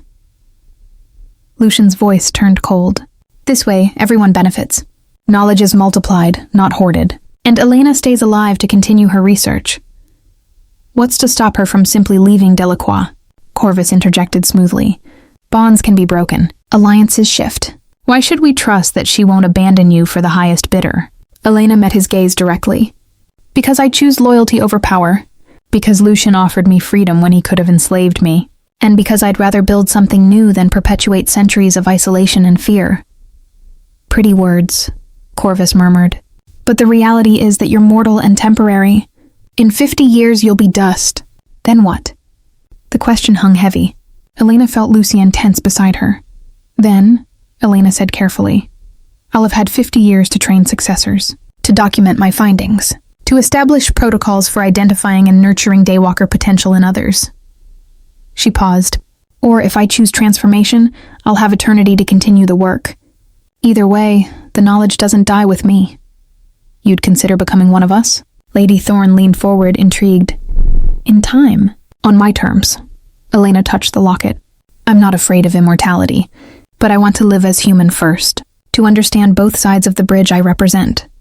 The vampires exchanged glances, silent communication passing between them. Elena felt the weight of their assessment, the calculations being made. Finally, Lady Ravenscroft spoke. I propose a trial period. 1 year. We sign the non-aggression pact with a renewal clause. If Elena proves her value, if her research yields results, we extend the treaty for a decade. If not, the pact dissolves and she's no longer under formal protection. That's reasonable. Lord Ashwood agreed. His voice was soft but carried authority. It gives us proof without committing to indefinite terms. Elena looked at Lucian. Through the bond, she felt his hesitation. 1 year was precarious, but it was better than outright rejection. She nodded. Agreed, Lucian said. 1 year, with renewal contingent on demonstrated progress. Excellent. Ravenscroft produced a scroll from her robes. Then let us formalize this.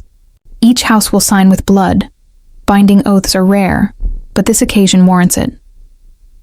The vampires proceeded to sign in turn, each pricking their thumb and sealing their mark in crimson.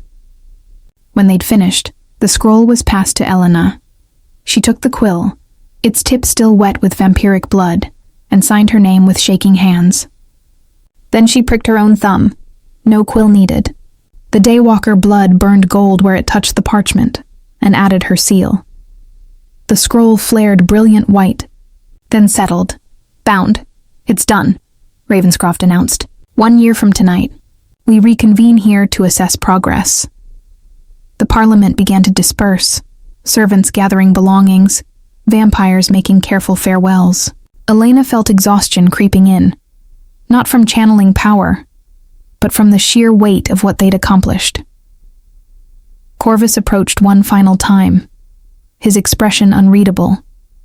This isn't over, Daywalker. 1 year is a long time. Anything can happen. Is that a threat? Elena kept her voice level.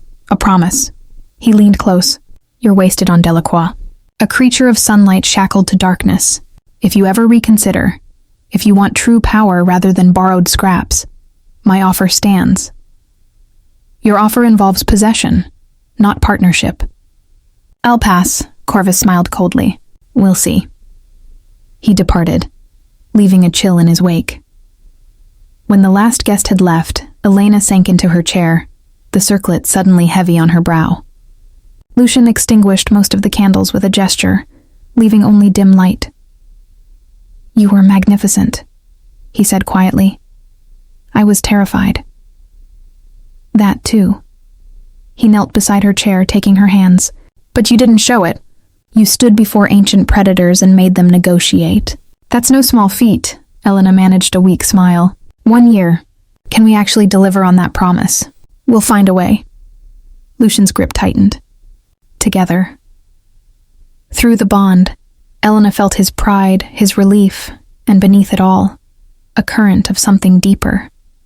Something neither had yet dared to name. Together, she echoed. The candles flickered. Outside, the graveyard settled into familiar silence. They'd survived the Parliament, bought themselves time. But as Elena sat in the chair marked with a star, wearing a crown of silver and thorns, she understood the truth. The hardest part was still to come. Chapter 8. Daybreak and Devotion. The research consumed them. Elena spent her days in the library, poring over Celeste's journals while Lucian worked through ancient texts from other vampire houses, materials reluctantly shared under the treaty.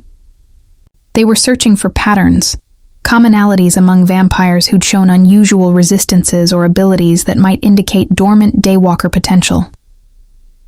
3 months into the year, they'd identified 7 possible candidates across 4 houses.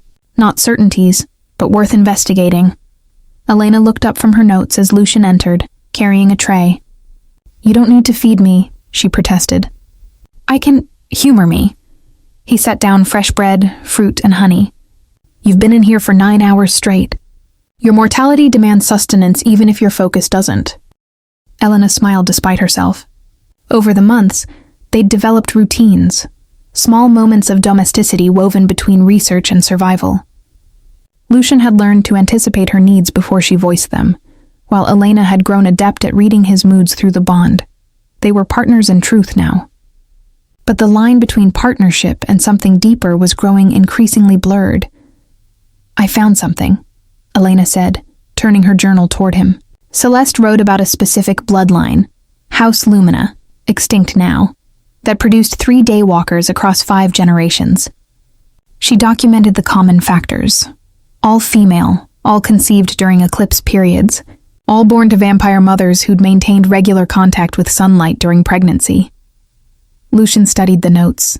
Maintained contact how? Celeste couldn't, through windows. Reflected light. She didn't stand in direct sun, but she didn't hide from it entirely either. Elena's excitement grew. What if that's the key? Vampires who don't completely sever themselves from daylight might pass on resistance to their descendants. That's speculative. So is everything we're doing. Elena stood pacing. But it makes sense. Total isolation breeds weakness. Measured exposure might preserve adaptation. Lucian was quiet, his expression thoughtful. Finally, he said, "If you're right, the implications are staggering. We'd need to convince vampires to deliberately expose themselves to mild sunlight, controlled, gradual doses, in hopes of developing resistance over decades or centuries." "I know it sounds impossible. It sounds brilliant." Lucian caught her hand, stopping her pacing. "Difficult to implement, certainly, but revolutionary." His thumb brushed over her knuckles. "You've found a path forward. The houses will resist, but they can't deny the logic." Elena felt warmth bloom through the bond. His pride, his admiration. It made her heart stutter. "We should test it," she said impulsively. "You, controlled exposure, with me present to channel healing light if needed. If we can demonstrate even minor progress, absolutely not." Lucian released her hand, stepping back. "I won't risk burning for an experiment." "You wouldn't burn." "I'd be right there, Elena." His voice turned firm. "I appreciate your faith, but the answer is no. We'll present the theory to the houses. Let them decide if they want to attempt it. But if you showed it could work." I said no. Lucian's eyes flashed silver. "This isn't negotiable." Elena bit back her argument, recognizing the steel beneath his words. He was afraid, not of pain, but of failing in front of her. Of proving vulnerable when he'd spent months being her rock? "Fine," she conceded. "But I'm documenting the theory thoroughly. When we present in 9 months, we need to be convincing." "Agreed." Lucian visibly relaxed. "Now eat. You're wasting away." Elena obeyed, though her mind continued racing. As she ate, she studied Lucian, the way he moved through the library, the careful grace that spoke of centuries of practice. He was beautiful in the way art was beautiful, perfect and untouchable. Except he wasn't untouchable. Not to her. The bond let her feel his loneliness, his hunger. Not for blood, but for connection. For touch beyond necessity. For something he'd denied himself for so long he'd almost forgotten wanting it. Elena set down the bread. "Can I ask you something personal?" Lucian looked up from the text he'd been studying. "That depends on the question. When was the last time you kissed someone?" Silence stretched. Then, why would you? "Because I've been here for 3 months, and we've been working together constantly, and sometimes I catch you looking at me like..." Elena stopped, gathering courage. "Like you want to, but you're afraid to try." Lucienne set down the book carefully. "Elena, I'm not asking you to transform me. I'm not asking for promises we can't keep. I'm just asking..." She stood, closing the distance between them. "Has it really been 400 years since you let yourself feel something?" "Feeling isn't the problem." Lucian's voice had gone rough. "Control is." You have no idea how much I want..." He stopped, jaw clenching. "This is inappropriate." "Why? Because I'm mortal? Because you're afraid you'll lose me?" Elena reached up, touching his face. "Lucian, I'm already here. We're already bonded. Denying what's between us doesn't make it less real. It makes it safer." He caught her wrist gently. "You have 7 years left on our agreement. 7 years to be human. If we..." He couldn't finish. "If we what? Love each other?" Elena felt her heart race. "Is that so terrible?" "Yes." The word was agonized. "Because when your time comes, When you have to choose transformation or death, I need to know your choice is untainted. Not made because you think I require it, not made from obligation to a bond you can't break. You think I'd choose eternity just to please you? I think love makes people foolish. Lucian's eyes met hers, raw with vulnerability. And I think I've already fallen too far to be objective. If I kiss you, if we become more than this careful partnership, I won't be able to let you go. Even if that's what you need. Elena's breath caught. You love me. Lucian stopped, then laughed bitterly. Yes, God help me, yes. From the moment you took my hand and refused to fear me, from every stubborn argument and brilliant insight, from watching you bloom into your power while remaining fundamentally kind. He touched her face with trembling fingers. I love you, Elena, and it terrifies me. Tears pricked Elena's eyes. Good. Because I love you too, and we're both terrified, and maybe that means we're doing this right. She rose on her toes, bringing their faces closer. 7 years is a long time to deny this. Is it possible to just... Lucian kissed her. It was careful at first, tentative, as if he expected her to burn or break. But Elena pressed into him, and caution dissolved into hunger. His hands framed her face, his lips cold against her warmth, and through the bond, sensation doubled. She felt her own desire reflected back, amplified by his longing. When they finally broke apart, both were breathing hard, or at least Elena was. Lucian looked shaken, his control visibly frayed. 473 years, he murmured against her temple. That's how long since I last kissed someone I loved. Was it worth the wait? Every moment. He pulled her close, just holding her. But Elena, this doesn't change our agreement. You still have 7 years. You still choose freely. I know. Elena wrapped her arms around him. And maybe in 7 years I'll choose mortality. Or maybe I'll choose you. But either way we have now. Can't that be enough? It has to be. Lucian's arms tightened. Because I can't walk away from this. From you. They stood there as candles burned low. Two impossible souls cleaving to each other in darkness. Outside, the world continued, mortal and unaware. But inside the mausoleum, something precious was taking root. Not destiny, not fate, just choice and love. And the terrifying hope that maybe, just maybe, they'd find a way to keep both. Chapter 9. The Trial of Blood. 6 months after the Parliament, Lord Ashwood sent a message. We have a candidate, female, 17 generations removed from a daywalker ancestor, willing to undergo testing. Your presence requested. Elena read the letter 3 times, heart pounding. This is it. First real test of the theory. Lucienne studied the message over her shoulder. Ashwood is cautious. If he's inviting you, he believes there's genuine potential. He paused. It's also dangerous. His estate is 3 days' travel. We'd be leaving the mausoleum's protection. We have to go. Elena turned to face him. If this works, if we can confirm the bloodline theory, it validates everything. The other houses will take us seriously. And if it fails, then we learn what doesn't work. Elena's jaw set. Either way, we gain information. Isn't that the point? Lucian sighed but didn't argue. Over 6 months, he'd learned that once Elena committed to a course, dissuading her was impossible. We'll need precautions. I'll arrange for warded transportation and safe houses along the route, and you'll carry silver, enough to defend yourself if I'm incapacitated. You think we'll be attacked? I think Corvus has been suspiciously quiet. That worries me more than threats. Lucian moved to his desk, already drafting response letters. We leave tomorrow at nightfall. Pack lightly, but prepare for combat. The journey north was tense. They traveled in a sealed carriage, the windows shuttered against potential daylight, though Elena sat near enough to flood the space with protective light if needed. Lucian was quiet, his attention split between watching the road and monitoring Elena through the bond. She could feel his anxiety. I'll be fine, she said softly. You can't promise that. Neither can you. But we're doing it anyway. Elena reached across the carriage, taking his hand. The familiar cold of his skin was comforting now. Together, remember? Together. Lucian's grip tightened. Though I reserve the right to be overprotective. Noted. They reached Ashwood's estate on the third night. A sprawling manor house carved from pale stone, surrounded by ancient oaks. Lord Ashwood greeted them personally, his scholarly demeanor unchanged since the Parliament. "Elena, Lucian, welcome." He gestured toward the manor. "The candidate is eager to meet you. Her name is Iris. Bright girl, strong-willed. She's been preparing for weeks."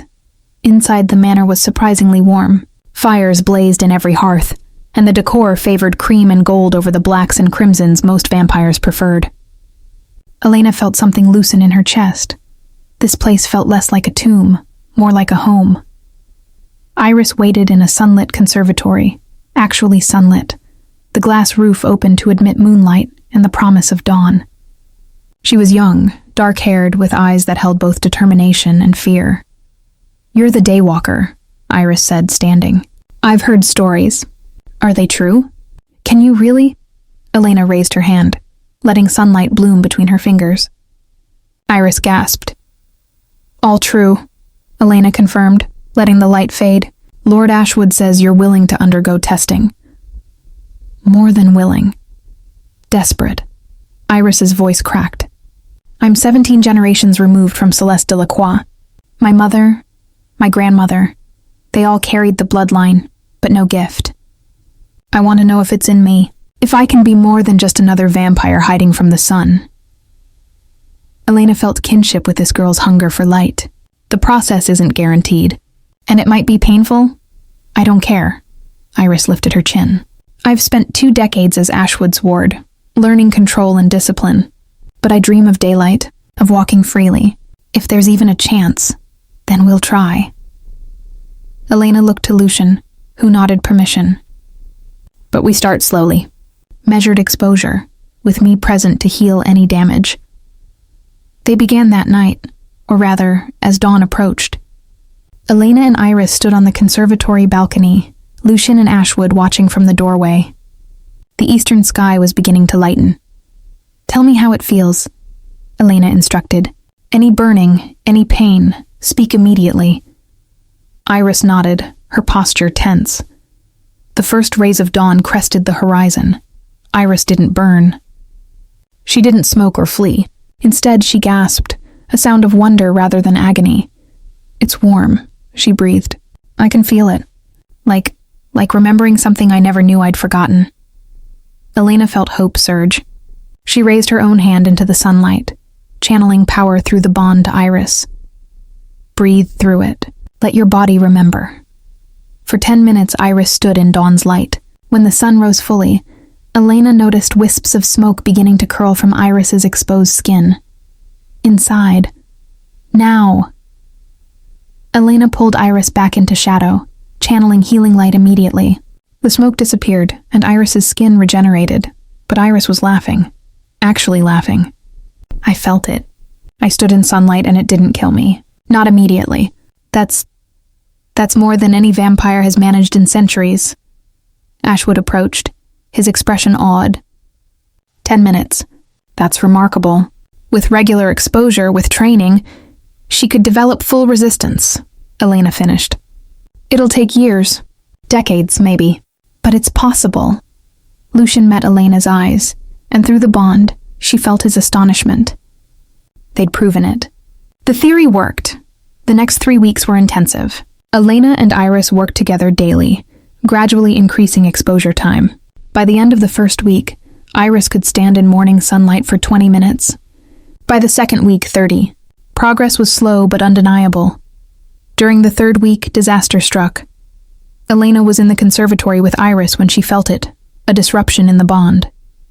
Lucian, somewhere in the manor, suddenly afraid.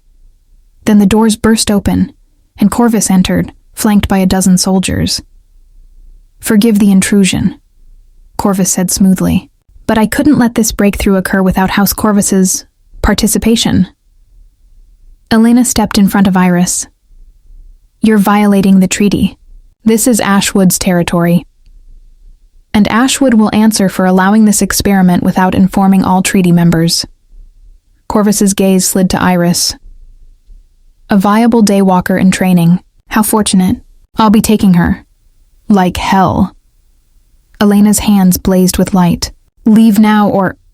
Corvus moved impossibly fast, crossing the space and grabbing Elena by the throat before she could react. His grip was crushing. Or what, little gardener?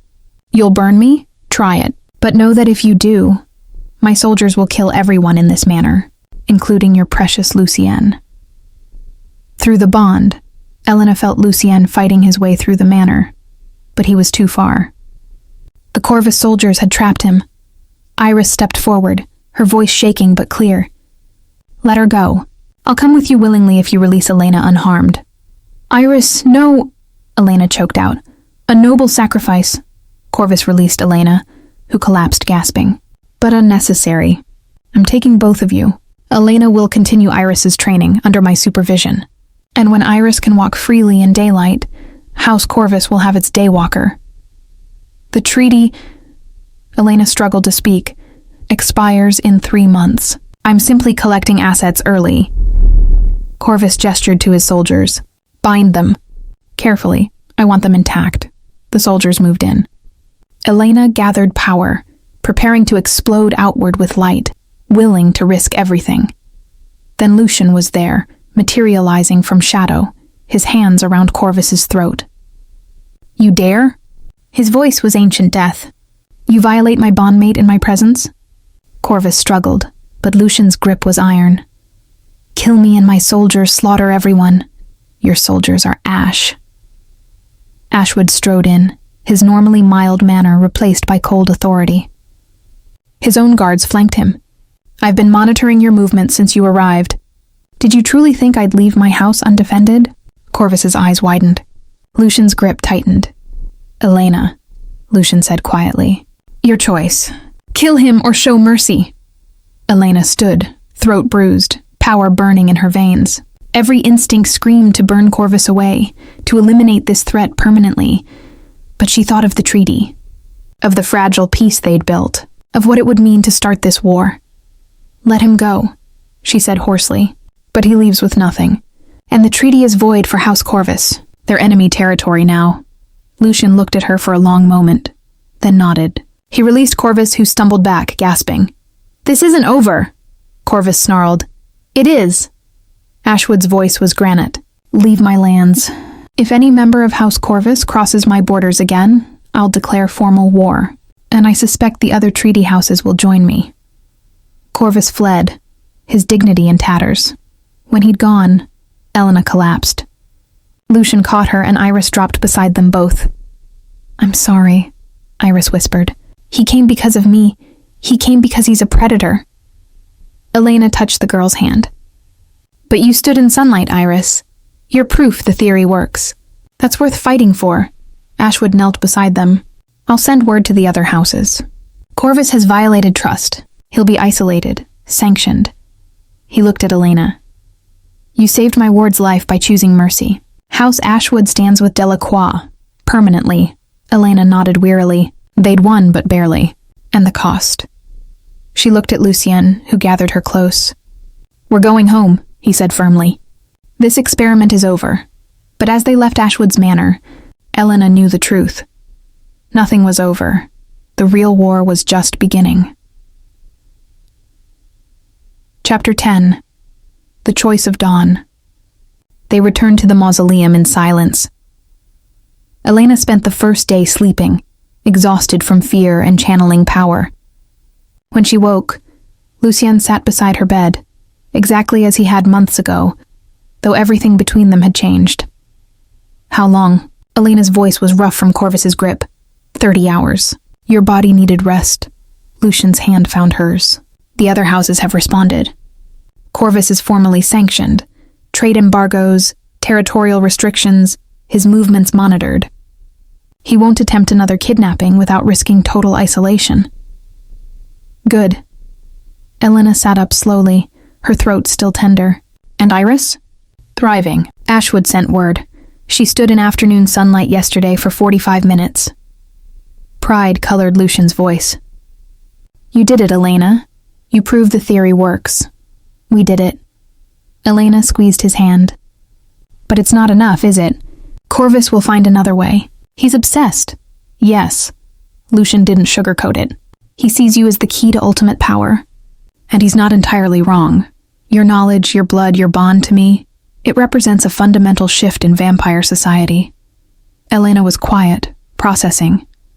Then she asked, "How much time is left on our agreement?" 7 years and 3 months. Lucian's eyes searched hers. Why? Because I think... Elena stopped, gathering courage. I think waiting that long is foolish. We're in a war whether we want to be or not. And I'm mortal, which makes me vulnerable. Makes you vulnerable through me. Elena, let me finish. She shifted to face him fully. I love you. Not because of the bond, not because you saved me. Because of who you are. Lonely and fierce and trying so hard to do right despite centuries of evidence that right doesn't always win. Her voice strengthened. And I want to choose you. Fully. Without reservation or time limits. Lucien's expression shattered. You're talking about transformation. I'm talking about partnership. About standing beside you as an equal, not a mortal who needs constant protection. Elena touched his face. I've lived 23 years human. It's been enough. More than enough. And I've found what I want. What I'd choose. Even if I had another century to decide. You promised to think for 10 years. I've thought for 7 months. I've stood in a parliament of predators. I've faced kidnapping and trained a daywalker and learned that mortality isn't what makes life precious. She leaned forward. You make life precious, Lucian. This work, this love, and I don't want to waste another 7 years being careful when we could be living. Lucian pulled away, standing abruptly. You don't understand what you're asking. Transformation isn't marriage or commitment. It's death and resurrection. You'd lose. His voice cracked. Everything warm in you. Everything bright. I won't be responsible for extinguishing that light. You're not extinguishing it. You're helping it evolve. Elena rose, following him. I've read Celeste's journals. She was transformed while alive. Heart beating, breath flowing. The daywalking gift survived because she wasn't truly dead during the change. And I'm her descendant. If anyone can survive transformation with the light intact, it's me. If being the operative word. Lucian turned to face her, anguish clear in his expression. What if you're wrong? What if the gift dies with your mortality, and you become exactly what I am, trapped in darkness, forever hungry, watching the sun rise without being able to touch it? Then I'll adapt. Like you have, like every vampire in history. Elena closed the distance between them. But I don't think I'm wrong. The power isn't in my mortality, Lucian. It's in my blood, in the inheritance Celeste left. And that doesn't vanish just because my heart stops for a moment. A moment? He laughed bitterly. The transformation takes 3 days of agony. You'll feel your humanity burn away piece by piece. And I'll be the one doing it to you, making you scream, watching you suffer. I've suffered before. Elena's voice was steady. 15 years alone in a graveyard, invisible to everyone who mattered. That was suffering. This... She touched the place where their bond hummed between them. This is choosing power. Choosing us. I'm not afraid. I'm afraid enough for both of us. Lucian caught her hands, his grip almost painful. Elena, please. Give it more time. Another year? 6 months, something. Why? So I can be kidnapped by the next ambitious house? So we can keep pretending I'm not already committed to this life? She searched his face. Or is this about you? About not wanting the responsibility of being my maker? It's about not wanting to destroy you. The words exploded from him. Every person I've turned, every single one, lost something essential in the transformation. They survived. They adapted. But they were never quite the same. Never fully whole. His eyes glistened. I can't do that to you. I won't. Elena understood then. He wasn't afraid of her dying. He was afraid of her changing, of becoming someone he didn't recognize, someone who'd resent him for what she'd lost. Then let me prove it.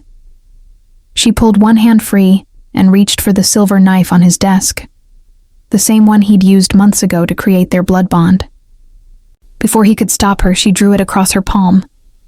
Elena, she pressed her bleeding hand to his mouth. Taste me. See if the light is in my mortality or my blood. Know what you'd be creating. Lucian's eyes blazed silver, but he didn't pull away. His tongue touched her palm, tasting, and his expression transformed to wonder. It's there, he whispered. The light. In your blood, in your essence, not dependent on your heartbeat. He looked up at her. God, Elena, you're right. The gift would survive, might even strengthen in immortality. Then what are we waiting for? Elena's heart raced. Unless I'm asking too much. Too much? Lucian set down her hand carefully, wrapping it in linen. You're offering me eternity with the only person I've loved in centuries. That's not too much. He stopped, composing himself. Everything. Then say yes. Elena moved into his space, wrapping her arms around him. Make me yours. Not because I'm desperate or scared, but because I choose this. Choose you. Choose us. Lucian held her for a long moment, silent. Then he spoke against her hair. 3 days from now. The new moon, traditional time for transformations. That gives you time to prepare, to be certain. I'm already certain. Then it gives me time to prepare. He pulled back to look at her. I'll need to feed heavily. The transformation requires sharing massive amounts of blood. And we'll need to ward the chambers completely. You'll be vulnerable during the change. Will it hurt? Elena asked quietly. Yes. Lucian didn't soften the truth. Fire in your veins, every nerve rewriting itself, your body dying and being reborn simultaneously. His thumb brushed her cheek. I'll be with you the entire time, feeling everything you feel through the bond. We'll endure it together. Together. Elena managed a smile despite her nervousness. I can do anything if you're there. Then in 3 days, Lucian kissed her forehead, her eyelids, finally her mouth. I'll make you immortal, and we'll see if love truly can transcend death. The 3 days passed in strange suspension. Elena ate carefully, strengthening her body for the ordeal ahead. She wrote letters to Iris, to Lord Ashwood, to the other houses, explaining her choice and reaffirming her commitment to the research. She wanted there to be no doubt that transformation was her decision, made freely. Lucian prepared the transformation chamber, a room deep in the mausoleum Elena had never seen, circular and carved with protective runes. He lined it with candles and brought her favorite books, as if she'd be able to read during the agony. The gesture touched her anyway. On the 3rd night, as the new moon rose invisible, Elena descended to the chamber. Lucien waited, dressed simply in dark linen. He looked young and ancient simultaneously, a man who'd done this before, who knew exactly what was coming. Last chance, he said softly. No judgment, no shame. Just if you have any doubt, none. Elena kissed him. I'm ready, then lie down. Try to relax. Lucian guided her to a chaise prepared with silk pillows. I'll start with a bite. Traditional placement is the throat, but throat is fine. Elena tilted her head, exposing the vulnerable column of her neck. I trust you. Lucian's hand trembled as he brushed her hair aside. I love you, he whispered. No matter what happens, remember that. I love you too. His fangs pierced her skin. The sensation was shocking. Cold fire flooding her veins, her blood being drawn out in rhythmic pulls. Elena gasped, her hands clutching Lucian's shoulders. It didn't hurt exactly, but it was intense, overwhelmingly intimate, as if he were drinking her very soul. Her vision began to gray. Her heartbeat slowed. Just before consciousness fled entirely, Lucian withdrew and bit his own wrist. Drink, he commanded, pressing the wound to her lips. Elena drank. His blood was nothing like human blood. Cold, thick, tasting of iron and eternity, and power so vast it made her dizzy.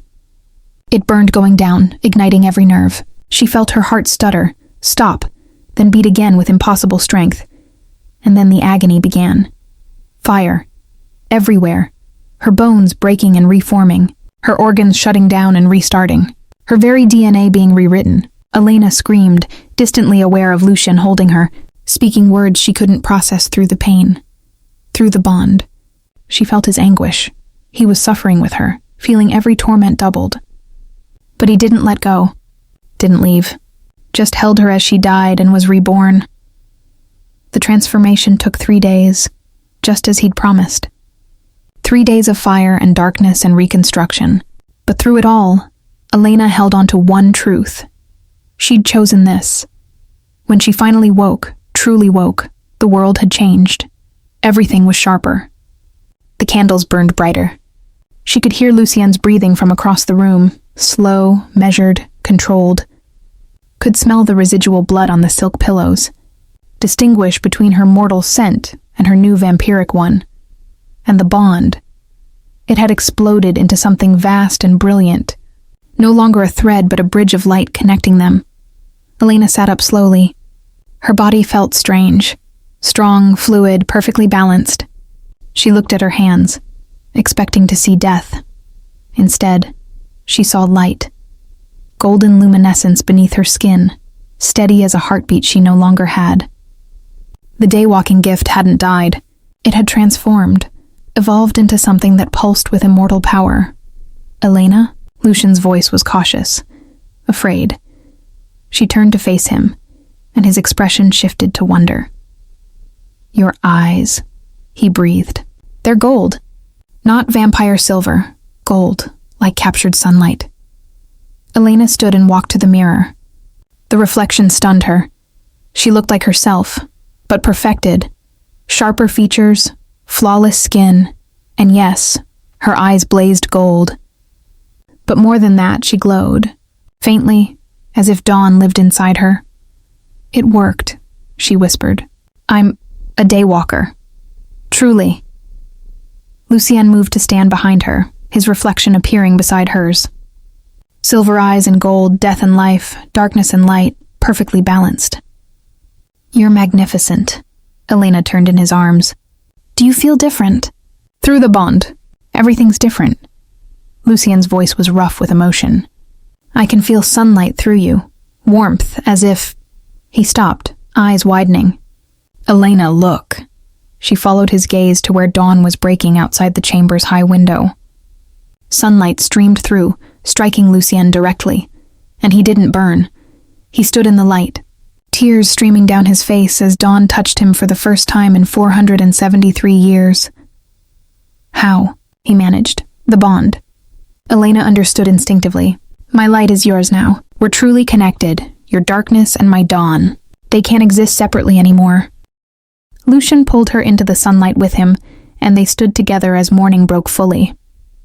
Two vampires, one ancient, one newborn, experiencing the impossible. The door burst open. Elena spun, fangs extending instinctively. But it was only Ashwood, with Iris behind him. They both stopped, staring. Is that... Ashwood couldn't finish. Sunlight.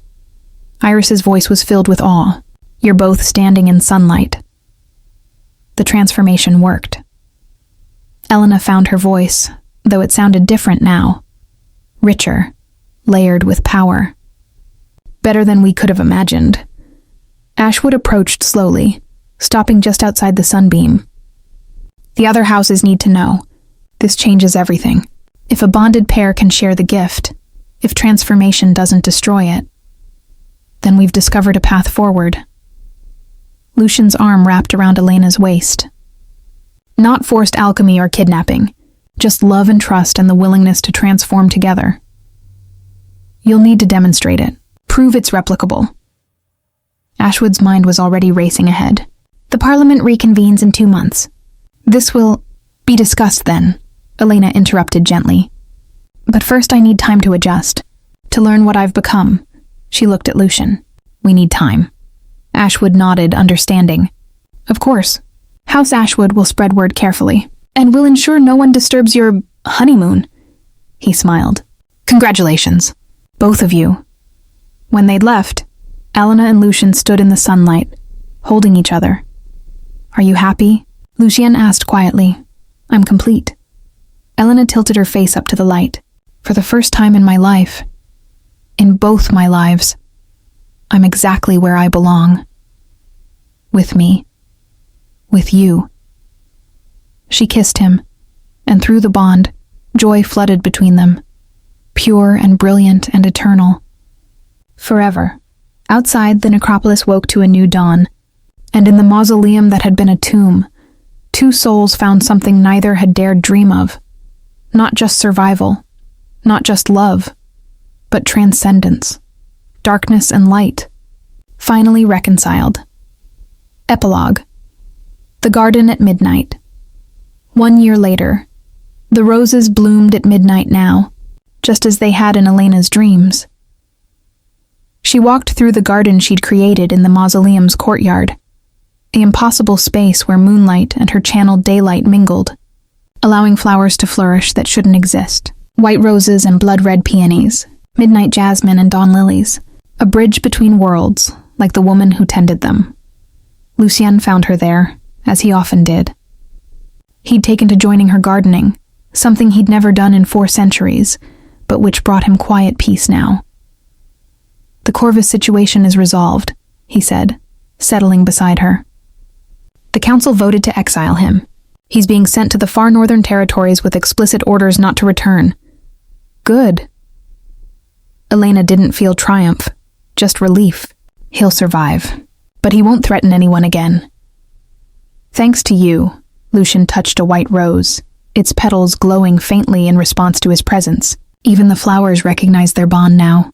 "The Parliament accepted your proposal. Controlled transformation programs for vampires with Daywalker lineage, supervised by you and me." "Us and Iris," Elena corrected. "She's nearly there. Another few months and she'll walk in full sun. 3 Daywalkers in 1 year. It's unprecedented." Lucien pulled Elena into his lap, arranging her against his chest. "You've revolutionized vampiric society. Children are being born to vampire mothers who deliberately maintain contact with light. Ancient houses are cooperating. The old isolation is ending. All because I was stubborn enough to tend a vampire's grave." Elena smiled, tilting her head back to see him. "Do you regret it? Saving the strange mortal girl? Every day." At her startled look, he clarified, "I regret not finding you sooner, not having more years when you were human, watching you discover yourself." He kissed her temple. "But I regret nothing about what we've become." Elena turned in his arms, straddling his lap. Her gold eyes met his silver ones, both sets glowing faintly in the darkness. "I've been thinking about Celeste's journals. The last entry, about creating bloodstones." Lucien's expression grew curious. "What about it?" "She wrote that each bloodstone carries the essence of its creator, their power, their memories, their love." Elena touched the locket at her throat, where Celeste's stone still pulsed. "I want to create one, not to die but to pass on, so that if, in centuries to come, we find another lost soul who needs light in darkness, they'll have a guide." Lucien was quiet, processing. Then he nodded slowly. "We'll research it together, learn the technique, and when you're ready," he cupped her face, "you'll create something that echoes across time, just as Celeste's gift echoed to you." "Together," Elena confirmed. "Always together." They sat in the midnight garden, surrounded by impossible flowers and the weight of eternity stretching ahead. Above, stars wheeled through darkness. Below, the necropolis held its honored dead. And between, 2 souls who'd found each other against every odd, who'd chosen love over fear, light over darkness. Together over alone, Elena had been an orphan in a graveyard, invisible and forgotten. Now she was a daywalker, a bridge builder, a revolutionary, but most importantly, she was loved, and she loved in return, fiercely, eternally, without reservation. As dawn approached, Elena raised her hand and channeled light through the garden. The roses responded, blooming fuller, their fragrance filling the air with sweetness.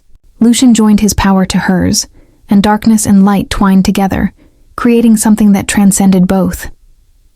This was their legacy, not domination or isolation, but synthesis.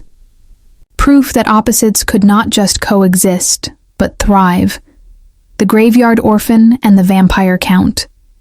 Death and life. Darkness and dawn. Forever intertwined, forever whole, forever free.